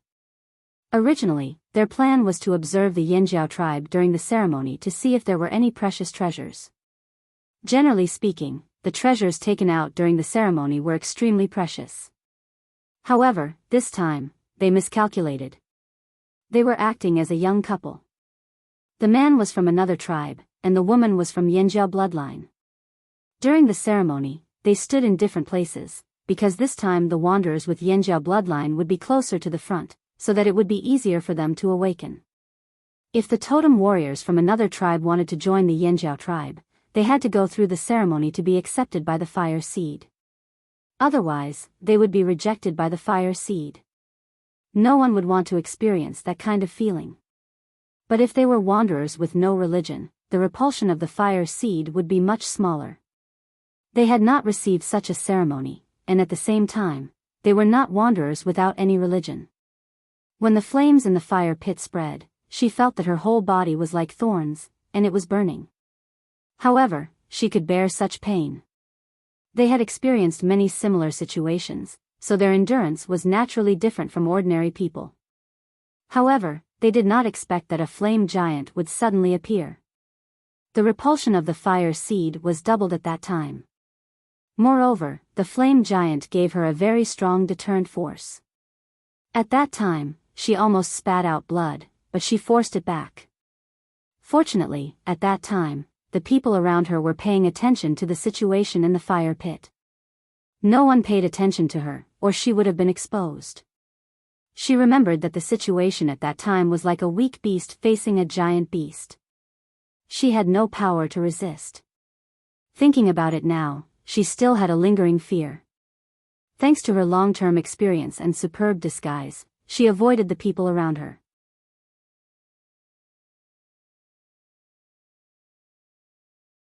Chapter 266. The man who was cleaning up the dregs sighed. I wanted to steal the bone ornament from him, but now it seems that I have to change my target. Although he was far away from the core area of the fire seed, he could still feel the repulsion and awe.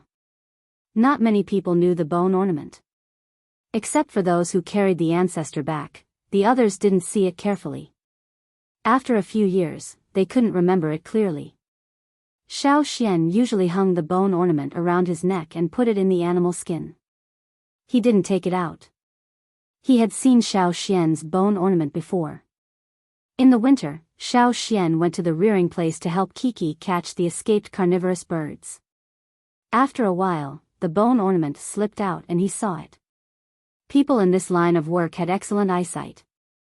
Although the bead on the bone ornament was dim and looked worthless, he felt that it was very precious, much more valuable than the fire crystal.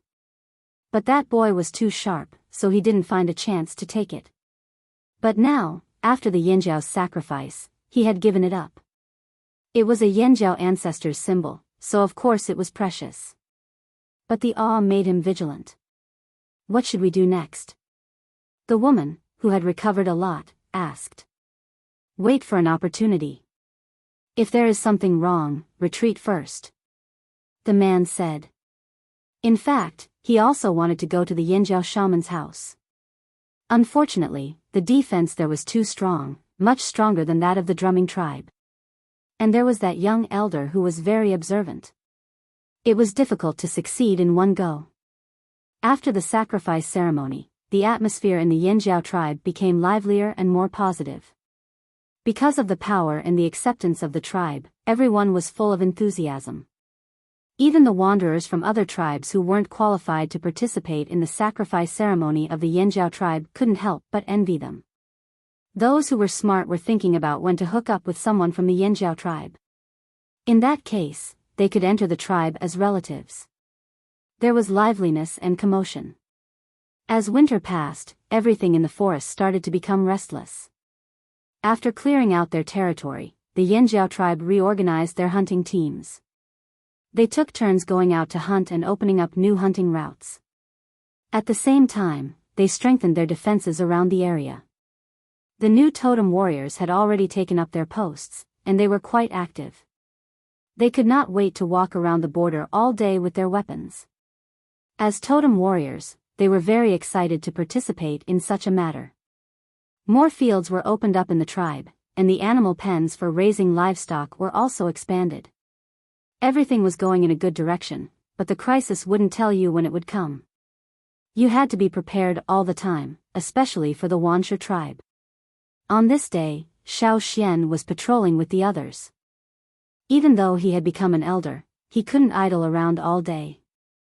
Although the elders did have the right to not participate in the hunting patrols, Xiao Xian was still young. He wasn't an old man, so he couldn't bear it. At first, the people in the hunting team and the patrolling warriors were a little worried about Xiao Xian's attitude. They didn't dare to make fun of him. But gradually, they found that Xiao Xian didn't reprimand them because of this, so they became bolder and spoke more freely. However, they still listened to Xiao Xian when making decisions. Just like Kiki and Tua, they usually joked with Ta, but when it came to serious matters, they always listened to Ta. Xiao Xian and the patrolling warriors were patrolling in the tribe. As they walked, they came to the place where the Yinjiao newcomers lived. After the sacrifice ceremony, these wanderers with the blood of the Yinjiao tribe really settled down and became tribesmen. Xiao Xian took a look and said with a smile, "You've changed a lot." In the winter, this place was full of wooden houses. But now, some families had changed their wooden houses into stone and wood structures. Maybe soon, blue bricks would appear here too. Yes, there are more totem warriors. The other patrolling warriors said. The wooden houses were changed into stone houses for two reasons. One was that stone houses were sturdier, and the other was that stone houses showed more status. It also told the people around that there were totem warriors in this family. Especially the wanderers who had experienced a lot of hardships and awakened their totem power. Now they couldn't wait to show off to the world. Keep an eye on them, Xiao Xian said. This was the message from the chief and the shaman. They didn't exclude these newcomers, but there were indeed many among them who were conceited. The Yinjiao tribe had its own rules. If they broke the rules, even if they were totem warriors, the shaman and the chief wouldn't be soft-hearted. They had to be corrected before they went astray. As they were walking, they heard that something had happened in the animal pen. The patrolling warriors were close, so they planned to go and check it out. Xiao Xian was about to go with them, but he saw something out of the corner of his eye. He stopped and looked over. Xian, aren't you going? Lang Jie saw that Xiao Xian didn't follow, so he asked. You go first. I have something to do. If the problem is serious, blow the whistle. Okay. Lang Jie said. The other patrolling warriors rushed to the animal pen and soon disappeared. Xiao Xian lifted his foot and walked in another direction. There was a couple there. The woman was carrying a rattan basket in her hand. They were walking towards the place where the newcomers lived in Yinjiao. Because there were other people around, Xiao Xian didn't move. When Xiao Xian followed them, the two people in front of him walked faster and faster. They also changed their direction. They were no longer walking towards the wooden houses. The people around them gradually became fewer and fewer. The two people in front, please wait. Xiao Xian said. The two people in front of him didn't seem to hear him and continued walking. Xiao Xian hadn't seen all the newcomers in Yanjiao. He hadn't seen these two people before. Just now, he only saw their side profile, but Xiao Xian could confirm it. He hadn't seen these two people before. Xiao Xian didn't say anything else. He leaped forward like an arrow and rushed towards the two people in front of him. The two people who were walking together seemed to have eyes on the back of their heads. When Xiao Xian moved, they immediately separated. The man turned to face Xiao Xian. His entire aura changed in an instant. It was as sharp and hard as a blade. He clenched his 5 fingers into a fist and punched towards Xiao Xian. There were no totem patterns, but he had the power and aura of a totem warrior. When Xiao Xian approached, his right hand suddenly changed. His 5 fingers changed from a fist to a claw. With a sudden sharp aura, he attacked Xiao Xian's shoulder from top to bottom. This claw was like a boulder falling down. It was powerful and heavy. Whether it was speed or power, it was much higher than an intermediate totem warrior. Even an intermediate totem warrior might not be able to stay intact under this claw. The weaker totem warrior's shoulder would be directly broken. A wanderer? Which tribe's wanderer would have such an aura and powerful strength? At the same time, the man in front of him gave Xiao Xian a very familiar feeling. Xiao Xian's fist, which was originally swinging, changed in the instant they exchanged blows. His palm flipped from the outside to the inside, and like the agile vines in the forest catching prey, he quickly grabbed his opponent's wrist and threw it. He didn't directly throw the man away. Xiao Xian held him tightly, as if he wanted to smash him directly to the ground.